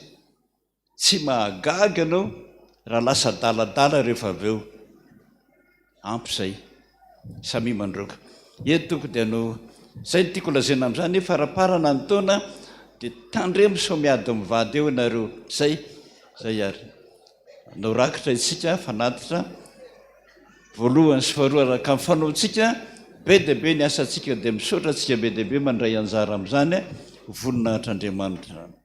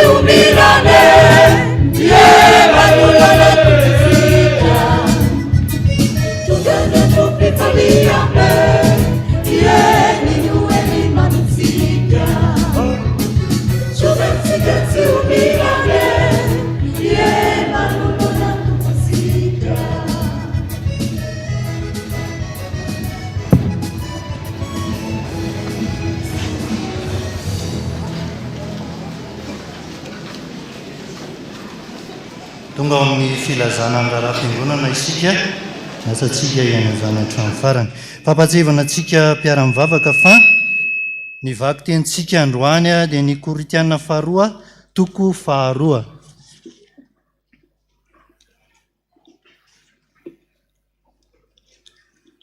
fa ny mpisaorana ny fikambanandikona dia maneho fisaorana ny fiangonana iray manontolo tamin'ny fanohanana azy sy ny fitondrana mbavaka tamin'ny aladiny dikona isaorana manokana itona ny ray aman-dreny dada randrena ataon'ny Jean Josefa sy ny Brao maharitra ny fikambanandikona dia nahazo vola 254 sy 4 tapitrisa tamin'ny aladiny dikona iny ny voninahitra dia n'Andriamanitra irery amen.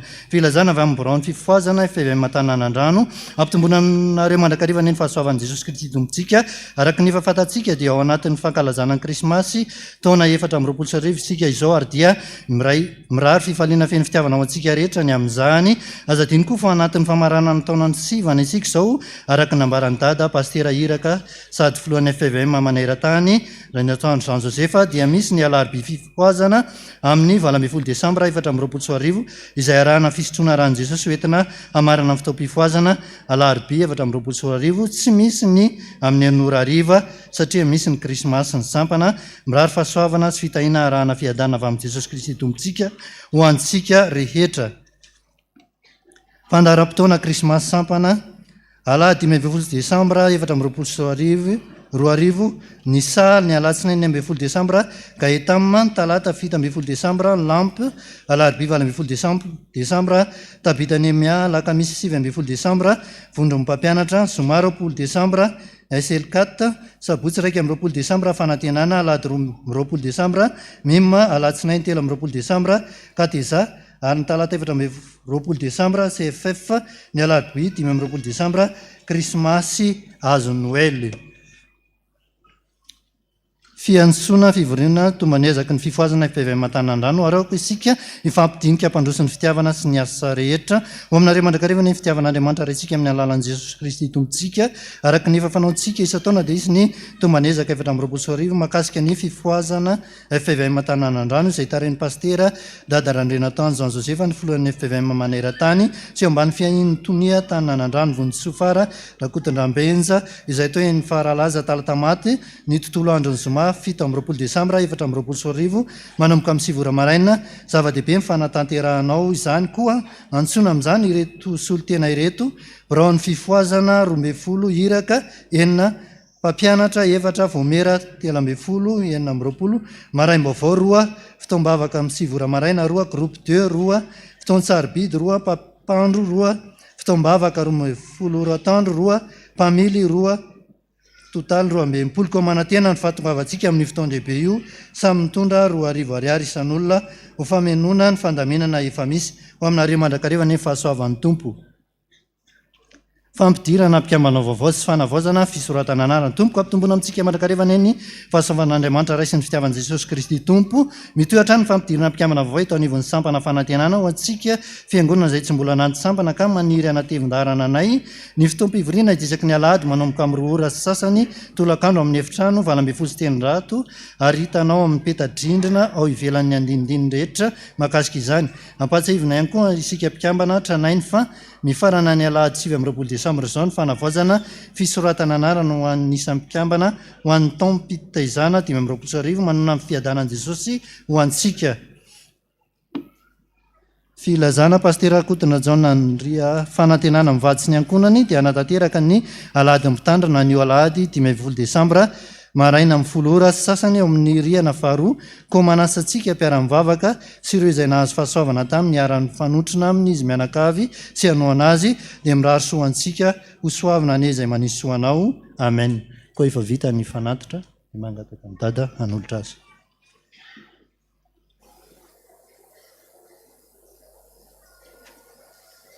Dia azadiny fa fitiavana mandrakizay foana ny an'i Jesosy andramo mihitsy ny mikipy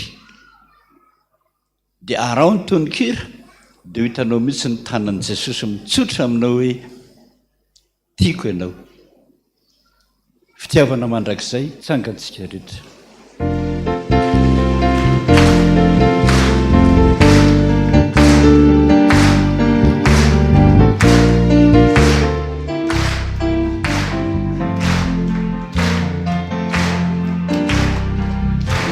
Tiavana mandrakizay toko no ny tiavana ho ary raitsito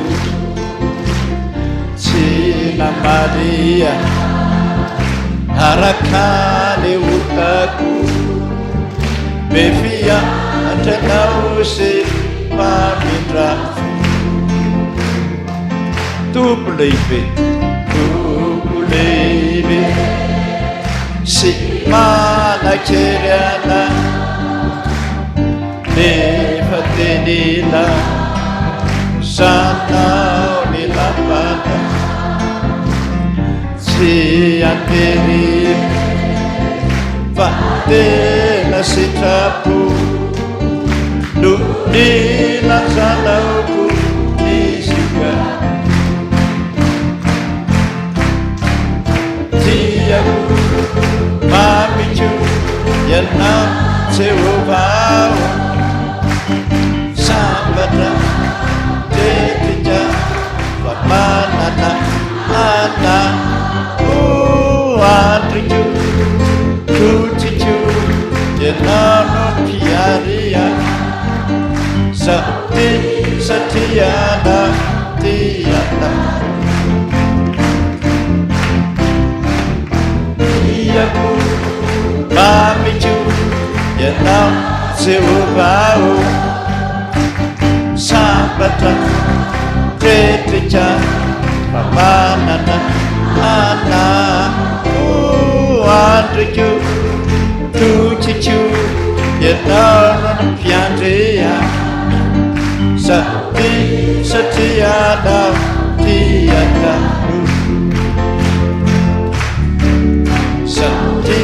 satiana tiataro satiana tiataro teka ho any Jesosy tsika misaotra Jesosy misaotra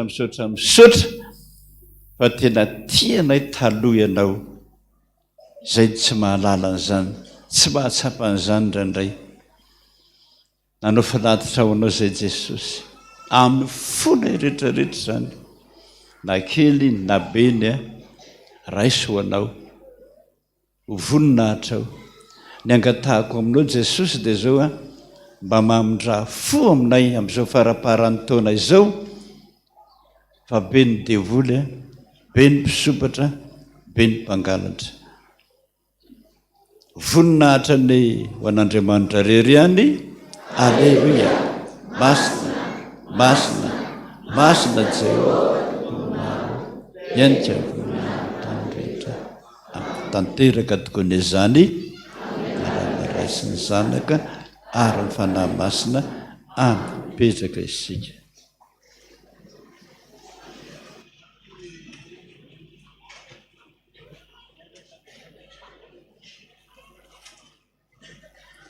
dia mbola hotohizana ny famakinana raha-piangonana promotion feon'Andriamanitra dia manao alimbavaka izay mitondra ny loha hevitra hoe mifoazy ianao izay matory koa dia aza matory toy ny sasany sika fa aoka hiambina kanon tena ry havana aminareo mandrakarevana ny fahasoavan'i Jesosy noho ny fiafaran'ny taom-piasana 420 dia mikarakara alimbavaka amin'ny promotion feon'Andriamanitra izay tsy hanavahana na iza fa natao ny zanak'Andriamanitra rehetra indrindra isika promotion feon'Andriamanitra mba ho avy avokoa izay dia ho taterahina any amin'ny FPVM Ambomanga kely 3F ny zoma 7 Desambra 2024 ho avy izao manomboka amin'ny 7 alina ny fotoana misy vary amin'anana manay amin'ny fotoan'io amin'ny sara maimaimpona na tsy vidin'ny vola misy ireo ray aman-dreny ampana ho avy amin'ny fotoan'io izay tondra amin'ny fampahirezana antsika tianao Jesosy voninahitra dia ho an'Andriamanitra irery any filazana ilazana tsika vahoaka an'Andriamanitra rehetra eto amin'ny fitandremana Taninanandrano sy manodidina fa ny krismasy ny sekolalady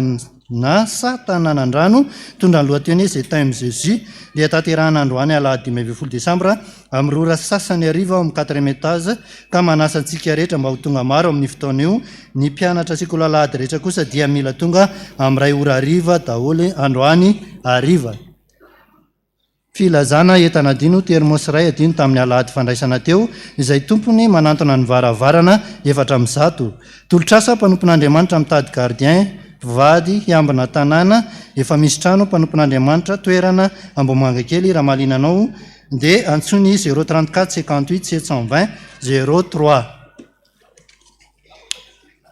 fanampina filazana amin'ny krismasy 5 desambra ho avy izao dia miditsindro ihany ny fiangonana ka amin'ny anora sasany maraina sy amin'ny folora ny ariva tsy misy fiangonana fa azo noely ao amin'ny 4e étage. Filazana manaraka vavaka fifadikanina famaranana ny taonany sivana ny sabotsy 20 desambra 2024 manomboka amin'ny 7 ora sasany ka hatramin'ny 4 ora hariva. Ireto kosa ny zanaky ny fiangonana iroso amin'ny fanorenana tokantranomasina. Andriambololona Nicolas Edmond Rabodo Arsoa Elviana Véronique Andaniny, Razana Marie Claudine Rahasoa Yeme, Rahamamonjy Jean-Luc Aravonjy Armalala Hélène Ankilany, dia faly manasanareo anotrana ny fanamasin'ny fanambadian'ny zafy ny zanany, Andriambololona Artira Nathanaël sy Fabiola Rahary Mamonjy, izay tao amin'ny fiangonana FPVM Taninanandrano Ampandrana ny zoma 20 desambra amin'ny 7 ora maraina. Andriamatora Kotomandimy Pascal, Rahamatora Nirina Odette Andaniny, Andriamatora Jaonarsoa Jonahay Velo sy Rahamatora Fara Fanjavololona Ankilany, dia faly manasanareo avana mantsakay izany anotrina ny fanamasin'ny fanambadian'ny zanany, Rakotomandimby Maminy Aina Ezrasy, Rajonarsoa Voarina Rindra izay toeto amin'ny fiangonana FPVM Taninanandrano Ampandrana ny zoma 20 desambra amin'ny 10 ora maraina. Andriamatora Kotondra Aja Nirlanto Rodolphe sy Rahamatora Fara Roussard Hélène Andany, Andriamatora Andrianantenaina Stéphane Olivier, Ramatola Alahaja Yanta Stravensa Ankila, dia faly mampandre anareo fanamasin'ny fanambadian'ny zanany, Rakotondra Aja Evarista sy Santa Stravensa izay atao eto amin'ny fiangonana FPVM Taninanandrano Ampandrana ny sabotsy 20 desambra amin'ny 10 ora maraina. Madame Vèvre Be Johnson Samuel ny Raharyvololona Zanine Andaniny, Andriamatora Kotobelika Edmond, Rahamatora Manantena Somy Hélène, Andriamatora Nirsosarla Christophe, Rahamatora Armalala Ioptina Lovason Ankila, dia faly mampandreanareo ny fanamasin'ny fanambadian'ny zafy ny zanany, Rajanson Yartanjon Tojo Mahery sy Rahary Malala Nirson Jessica sy ny fanaovam-batisany Rabe Johnson Zema Nirson izay atao eto amin'ny fiangonantsika FPVM Taninanandrano Ampandrana ny sabotsy 20 desambra amin'ny 12 ora. Andriamatora Miandry Soa Simon Sismondi, Rahamatora Lalarsoa Henrette Andaniny, Rahamatora Zavindravao Marie Louise, Rahamatora Saoly Nirina Olga Ankilany, dia faly manasanareo anatrika ny fitsofan-drano ny fanambadian'ny zanany, Dokotera Ramiandry Soa Willy Sismondi sy Rakoto Vohitra Armalala izay tao eto amin'ny fiangonana FPVM Taninanandrano Ampandrana ny sabotsy 20 desambra amin'ny 12 ora. Rahamatora Soanjanahary Martina, Rahamatora Soamalala Vanginirina, Rahamatora Alnoro Voahirana Andaniny, Rahamatora Ketaniaina Edvise, Rahamatora Soamandimy Martina, Andriamatora Zafindra Laisa Arniaina Leon Mivady Ankilany, dia faly mampandreny sy manasanareo ny amin'ny fanamasin'ny fanambadian'ny zafiny ny zanany Rahaly Arson Jakasoa sy Rasafindra Laisa Malala ny Aina Doria izay tao ny alahady 20 desambra amin'ny 12 ora ao amin'ny Calistom Espace Ivato. Rahamatora Zanakolona Victoire, Rahamatora Soarmanana Maria Angeline Andaniny, Rahamatora Zanamanana Clarisse, Rahamatora Zanamalala Aurélie Josiane Ankilany, dia faly manasanareo anatrika ny fanamasin'ny fanambadian'ny zafy ny zanany, Andria Miara Naina Mikaela sy Andria Lalaina Diamondra Natalie izay atao eto amin'ny fiangonana FPVM Taninanandrano Ampandrana ny alakamisy 20 desambra amin'ny 10 ora maraina. Razafindranay Davida, Razafy Arsoa Lydia Andaniny, Rajanson André Ronald, Ravoarimanana Nosoa Ankilany, dia faly mampandreanareo ny fanamasin'ny fanambadian'ny zanany, Faniry Angelo Razafindranaivo sy Andrea sy Hélène Rajanson izay atao eto amin'ny fiangonantsika ny sabotsy 20 desambra amin'ny 7 ora. Andriamatora Andrianomba Sarla, Rahamatora Farasoa Justine, Andriamatora faly manantsoa Fidèle, Rahamatora Arinombana Menifanja Andaniny, Rahamatora Voslol René Aurélie, Andriamatora Andriananahary Jean Fidèle, Rahamatora Armalala Fensory Erette Ankilany, dia faly manasanareo anotra amin'ny fanamasin'ny fanambadian'ny zanany zafiny, Rafaly Nombana Sarbidy Andry Fitiavana sy Menjana Artsy ny Fenoasina izay atao eto amin'ny fiangonantsika ny sabotsy 20 desambra amin'ny 10 ora maraina.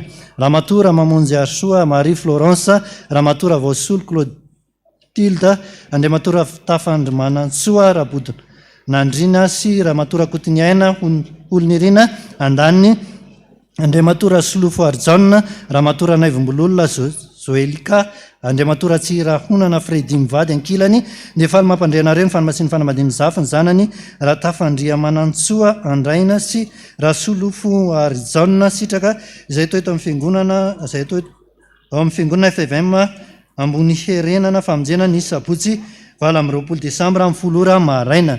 Andriamatora Manna Roland Sarla, Ramatora Soary Malala Gilbertine Andany, Andriamatora Beton Gilbert, Ramatora Soloary Soa Saoly Ankilany, dia faly manasarareo anatrika ny fanamasiny fanamadiny zanany nambiny Janahary Njiva Roland sy Toanjo Fanjatiana Silvia izay taterahana ny talata 3 Desambra amin'ny 10 eto amin'ny fiangonantsika.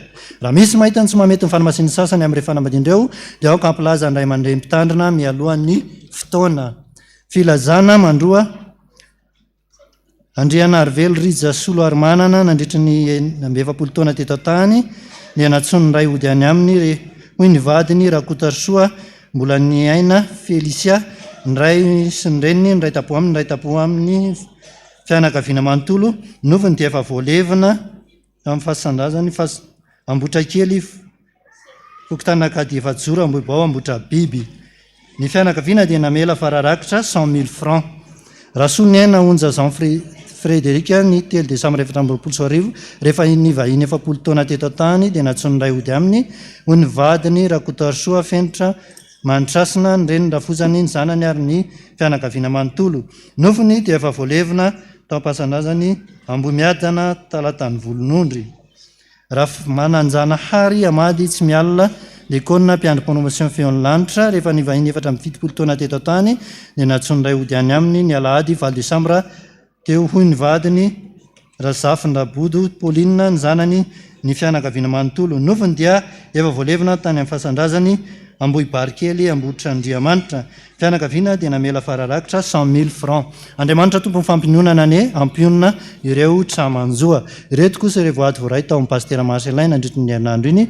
Voninahitra n'Andriamanitra ireny nalorako ity ampafolokana ity ho an'ny dada Randrenatoandro Jean Joseph Raisy dada fa azany ankely mijerena fa ny fomanolotra ny mameno azy mangataka bavaka mba ahita trano hifindrana fianarany ankizy tadiavam-bola ny tsena nitokanana ny fivarotana.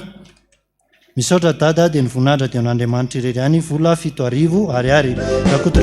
Rakoto vao Andrianay Joshua vady Nanonana zay tena mateza ao atako ny Kalivary saludalana sady miteza nefa kosa filavitanao ranonaina zay tena mateza ao atako.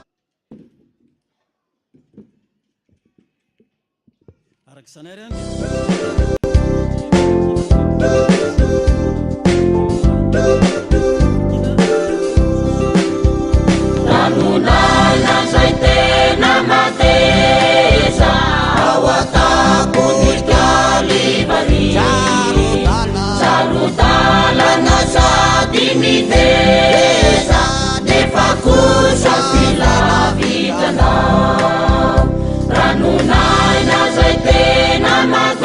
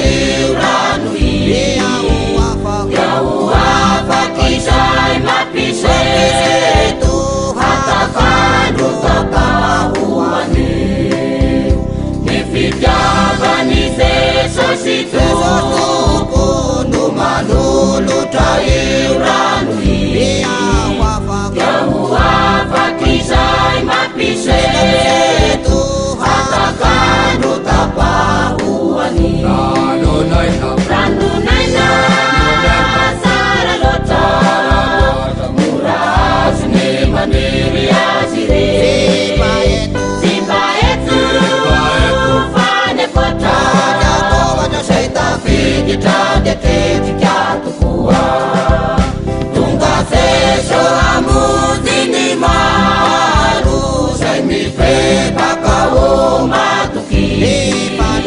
Nifanahy ny rahy ny tompo Hanavihony io tawako Tonga Jeso amodiny maro Zay mipepaka o matoky Nifanahy ny rahy ny tompo Hanavihony io tawako Ranonaina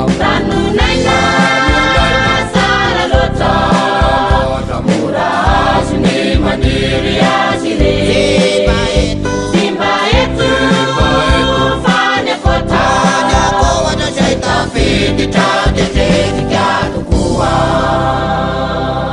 Taino mandrakariva izay mandra-piala ny fofinainay ety ambonin'ny tany dia misaotra Jesosy io vola mirivo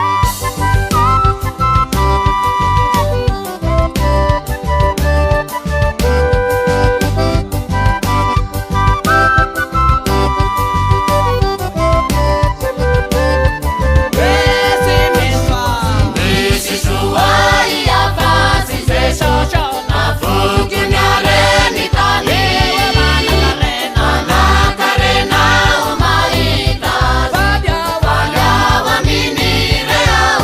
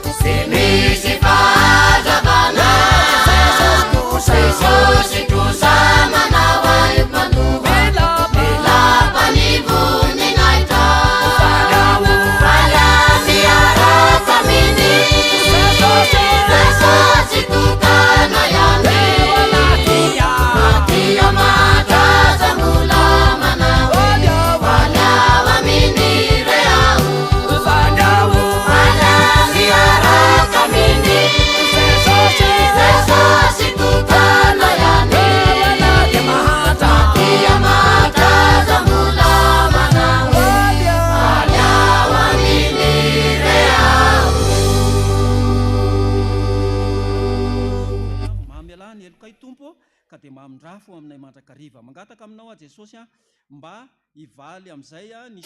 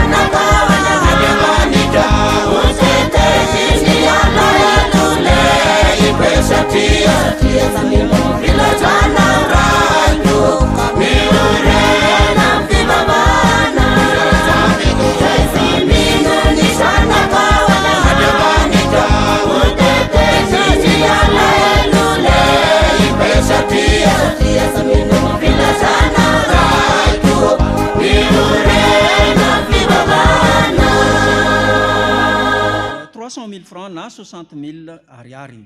Misaotranao zay Jesosy a amin'ny herinandro lasa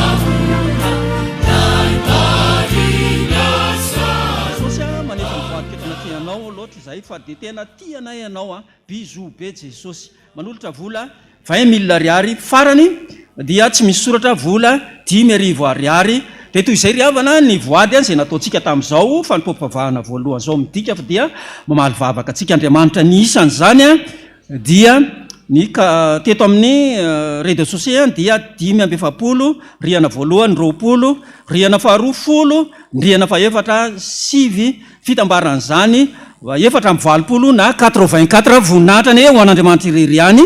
Amen.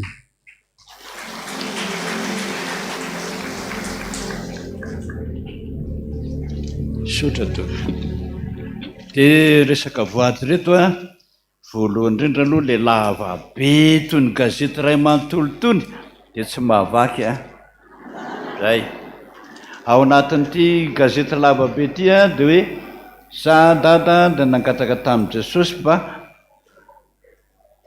ampionina amin'ilay vady tsara indrindra.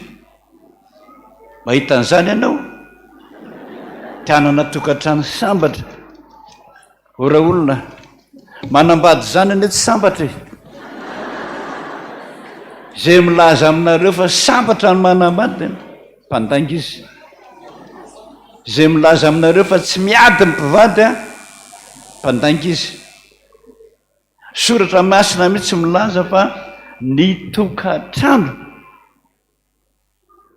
ady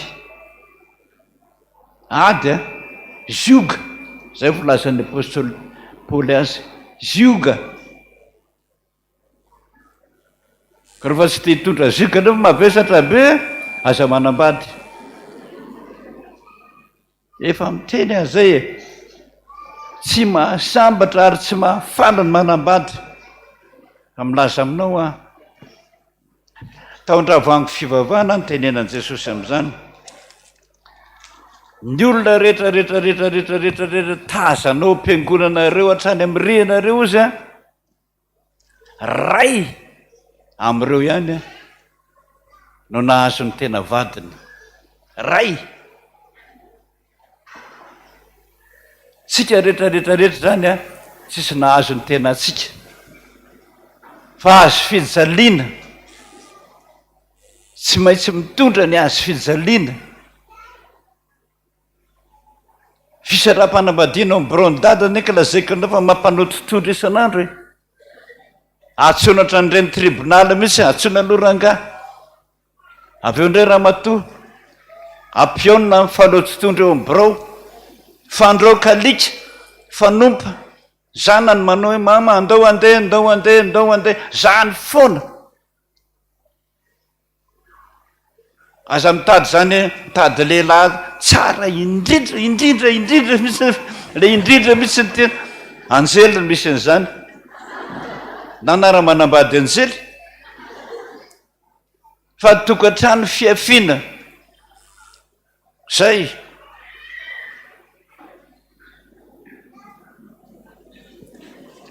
Mialatsiny amin'ny teny an'izany satria maimaitsy amin'izany ianareo a nefa avy hoe miady manontany an' Jesosy ianareo a ndao hitany any amin'ny dada lavo ny ranga io zany andao ihany ary voaka ny valiny a tsy mety io Jesosy fa miady be nareo. Hitanao ary zany Jesosy ny fitiavany naonazy naonantsika tsy avela ty fankaty diso le ndrangah io tanary ray volana ihany dada maro nanenao fa olona lika zakaony ianao a roako amin'ny bro misy ianao zakaony ianao. Rehefa Jesosy no miteny hoe tsy mety io mijanona raha mitady tsara indrindra ianao tsisy koa zany fiafina fandeferana zany le totokantrano amiteny afa mba hoanareo tanora tenenako an'izany tiako za dada mangataka mafy aminao mba hivavaka ho za mba hilamina ny tokantranonay ka mba hody am'izay mamanay sy ny zandrinay ary ifamela am'izay dadanay sy mamanay tanora tokantranonao zany tsy milamina tanao zay dadanao sy mamanao tsy milamina fa misaraka zany atao hoe manambady fanafody ny tompoka dia zao ihany a mangina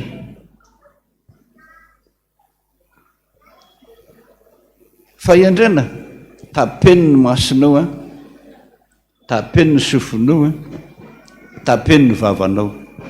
Zay ny fahendrena raha tianao ny tokantranonao. Way mivadinao makatsy makary miaraka amin'ny ranona, tapeny ny sofonao. Nahitanao zao aza mifanao veloma am-baravaranao a, tapeny ny masonao. Tazanao zao fanao bizo io a, tapeny ny vavanao. Zay ihany dia manambady ianao. Fa raha tsy zany ianao a, zao nisy ny anao mikorotana, dadanao sy mamanao misaraka. Zany atao manambady, vavaka atao mangerifera maneke ny vadinareo na amin'inona na amin'inona. Io soratra masina. Za dadanao nofo nisy kilo, nisy nitsikilo tamin'ny lampe de poche iny a, dia nitaratra tao an-trano. Tampoka izay a, nisy niditra vavahady roa ary nisy pompy mandeha be tao tokotaninay dia nitondra sio mpivady dia nangalatra ilay rano. Fotoana tsisy rano zao a, ianao manana rano dia any aminao ny olona mangalatra. Zavatra ohatran'izany fotsiny a no mahazo antsika. Za dada nanofiny teo amin'ny fianaran'ny mpiandry sy ny mpiomanana no seho ny tantara. Rehefa mivory hianatra hono zareo a, dia tsy nisy ray aman-dreny tonga mpianatra andreo, dia lasa izaona nandray andraikitra, dia nitariako fotoana dia nasaiko hira zareo sendra mivoaka kely aloha. Rehefa niverina aho dia gaga fa tsy nisy teo izy rehetra fa hoy aho hoe nakaiza ry izy rehetra teo. Kanjo noho ny fotoana kelikely tao aoriana dia niverina zao dia lena be. Le fotoana ny lanorana ho any na ny fisanao anio. Zany daholo ny be dia be ao tamin'ny fotoana ny ranonorana ireny. Za dada nanofo hoe nisy biby lava hono ilay trano a nipetrahanay anankiray, dia niraisy ny dadako n'ilay bibika no raiky na naikitra ny tanako sy ny zanako mbola kely. Io rehefa nilazaiko anao e. Iny nge natao zany ato manko misy soratra hoe tsy nivakinao tamin'ny heriny. Itony anie lazaiko anao fa resaka ho tokantrano e. Vadinao mihitsy ny ratsy. Dia tsy tiako lazainy eto zany. Rehefa miona dia miresaka tsika zany foana ny lazaiko anareo fa misy zavatra tsy manahirana be miresaka azy ety. Nisy lehilahy ray a, ay ty, nisy le raha anankiray hoany a nitsiriritra azy dia tsy nanaika. Avy eo izy naka fanafody tany amin'ny mpimasy. Avy eo zay lalana aleko dia naseny fanafody. Noho izany nefa tratrako. Ay, tratrako nanao zany izy a, ka niroako devoly. Dia hoy izy hoe andehaka fanafody aho fa tsy nandaitra le teo. Ka narahako maso izy a, dia niroasiko devoly hatrany zay nataony. Tapaka teo ny nofoko inan-dada. Zao a, manambady ianao nosiny ato a, manambady. Ianareo vehivavy ianareo fa manambady vao tena mihatsara tarehy ny endrika. Jereo tsara mihatsara tarehy ireo fa miteraka. Dia iny a mampitsiriritra lehilahy iny. Dia kotiny ianao azafady fitenena, kotiny ianao tsy azo. Dia maka fanafody izy a any amin'ny mpimasy. Io ne mahatonga an'le olona hitenenako aminareo foana. Raha vao manofo kekeriny bibilava ho ahy ianao a, mareo tsara hoe taizany kekeriny. Raha mitongotra ao a, raha lehilahy ianao, akaiky ny kiraro, dia le patalohanao mikapokapoka ny ranjanao iny a, inona sy lody. Dia na manasa tongotra ary ianao, raha pitsanao mbola manao le pataloha ihany, dia miditra amin'izay le fanafodin'ny bibilava iny, le nalay tany amin'ny dadarabe iny, miakatra amin'ny tongotra ao a, tonga any amin'ny lohanao, any amin'ny atidohanao a, dia miova ny masonao. Vadinao tsara tareo a, manjary ratsy. ary le olona ratsy tareo a manjary tsara zay ny fandehan'io ka dia miteny aminao a miteny aminao a miteny aminao miteny aminao a tsika rehetrarehetra zany esana ny tongotra sasana le pataloha fa raha tsy zany a miova ny masonao rehefa avy eo ho atsika rehetra ny tenenako an'izany a lany ny fotoanatsika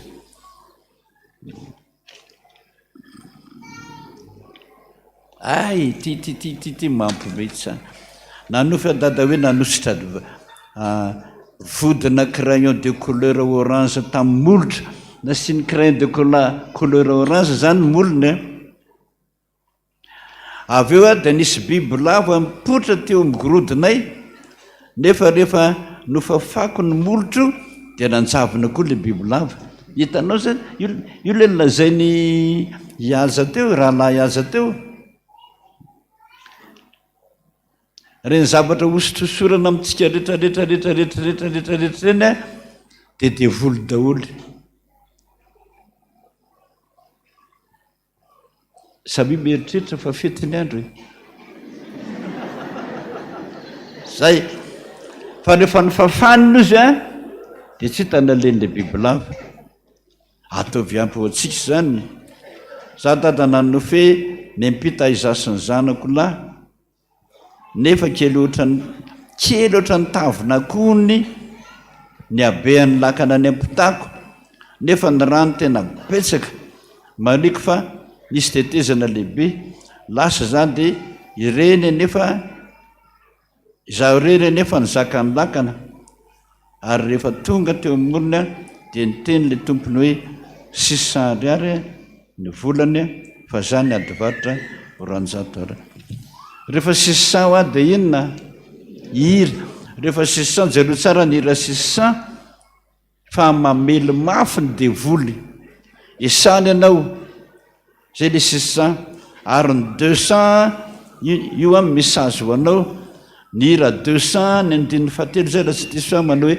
ny hevi-dratsinay esory misy hevi-dratsinao anatin'ny lohanao a io ny esana fa raha tsy zany a dia ohatran'izao foana mifenanao a ianao rehetra eny ampitalakana iny a so ihany ianao fa tsy latsaka fa raha latsaka ianao a dia ho faty koa ianao zay teny mbola tsy latsaka ndana isana ndana mivavaka oko zay fa ny sisa moa dia misy tena rediredy be mihitsy anao a dia mila tsiny aminao tsy miteny an'izany tsangana am'izay tsika rehetrarehetra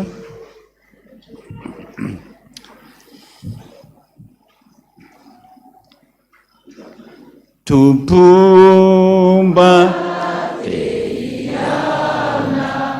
amena ao ny olona ka ny ora ndoataona ndo ampomba ny tenena unefana inawira o amina saimita kamba babukisuzavatsua ni mange eta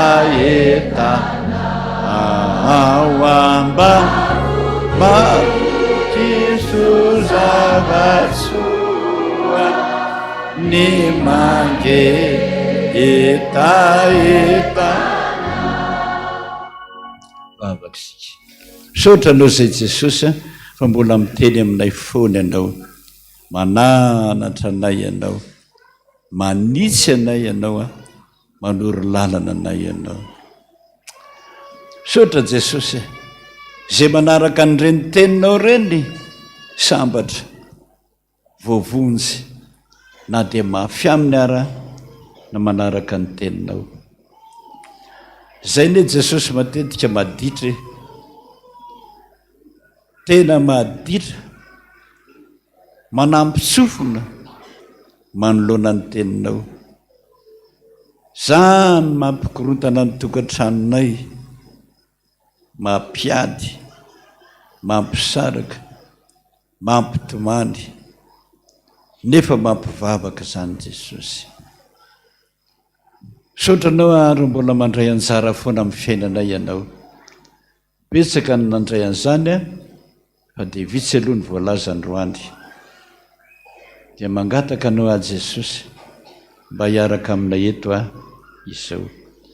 Zay Jesosy tonga eto a, manana ny antony hiasakasahanay aminao. Ianao manko no Andriamanitra mahay ny zavatra rehetra.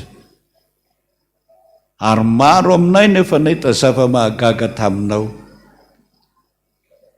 Sotra Jesosy. Maro aminay nanaovana zava-mahagaga. Nampatanjaka ny finoanay. Misotra Jesosy. Sasany moa tsy mijoro vavolombelona satria efa nahita fitia teo latrenao. Na efa fantany tamin'ny alalan'ny nofy izay rehetrarehetra tiana ho lazaina satria efa nivelona tamin'izany teto izy. Misotra Jesosy. Misy tapian'olona reny ary marobe a mbola hitenenanao foana, anarinao, iresahanao, ampaherezinao. Mahafaly ny fonay ine zany Jesosy. Mijery nay na dia ny manofo amandrahanay fotsiny azy ianao. Mba tsy hotafiany Satana. Misotra Jesosy. Misotra. Fananay kosa Jesosy dia ravoravo mandrakariva.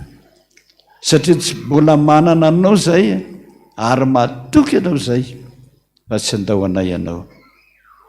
Misotra Jesosy. Todika any aminao ary a Jesosy. Ianao nilaza hoe raha eto amin'ity toerany ity nareo mivavaka, miaina anareo ny an-danitra. Zany ny fifalianay Jesosy, zany ny tena fifalianay. Tsy mba mandainga ianao. Profony zany mbola tamana mivavaka ihany reto olona reto. Tamana miona aminao, tamana miresaka aminao, ary za mino fa mbola tamana azo valim-bavaka aminao.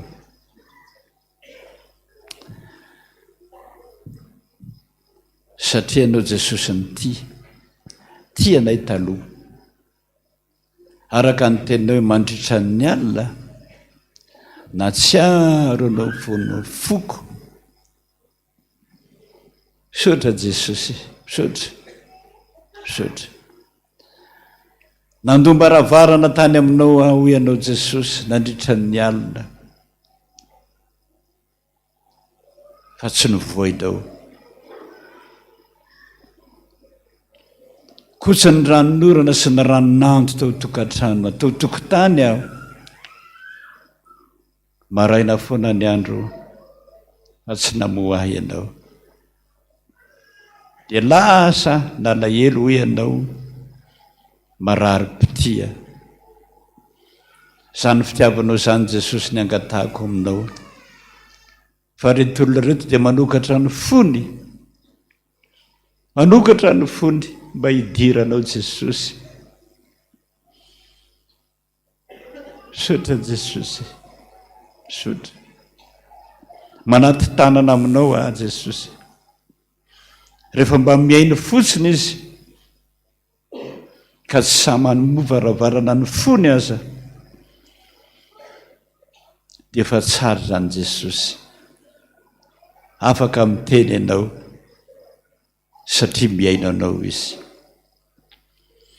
Ianao Jesosy milaza hoe zany tianao hoe na maditra azy ianao tianao a, na tsy fantatro aza zany. Noho izany teny zany Jesosy dia mangataka aminao aho ho any amin'ny W tsirairay avy, hatrany amin'ny rina voalohany, faharoa, hatrany amin'ny rina faefatra. Sotra Jesosy. fantatry fa miaino afony ianao mangetaetanao ny olona ny tsara lavitra no ny fimanana krismasy zany mangetaetanao ny olona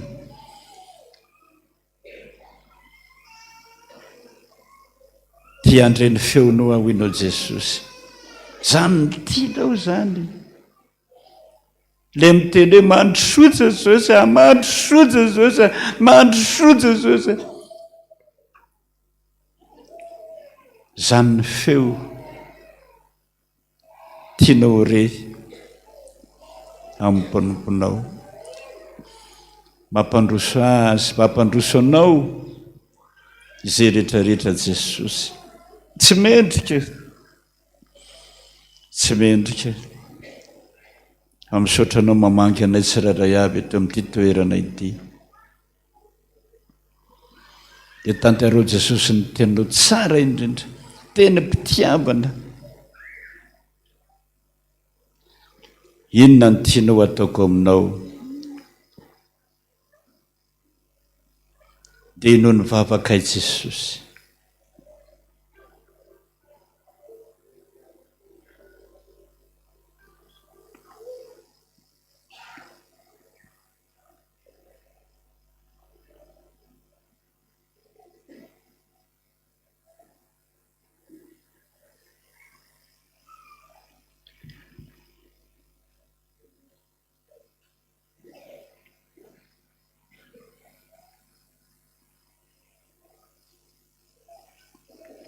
sotra Jesosy sotranao maheno na dia tsy namovaravara raha ny sasany efa renao ambadika ny varavarana izy Andriamanitra nenao na dia ny miafinao am-pona aza hitanao manahirana ny saina rehetrarehetra fantatrao apetrako aminao zany Jesosy mba hitombo finoana mandrakariva aminao zahay Jesosy mpangataka neny anaranay ety dia mangataka tahaka amin'ny mpangataka rehetra hoe Jesosy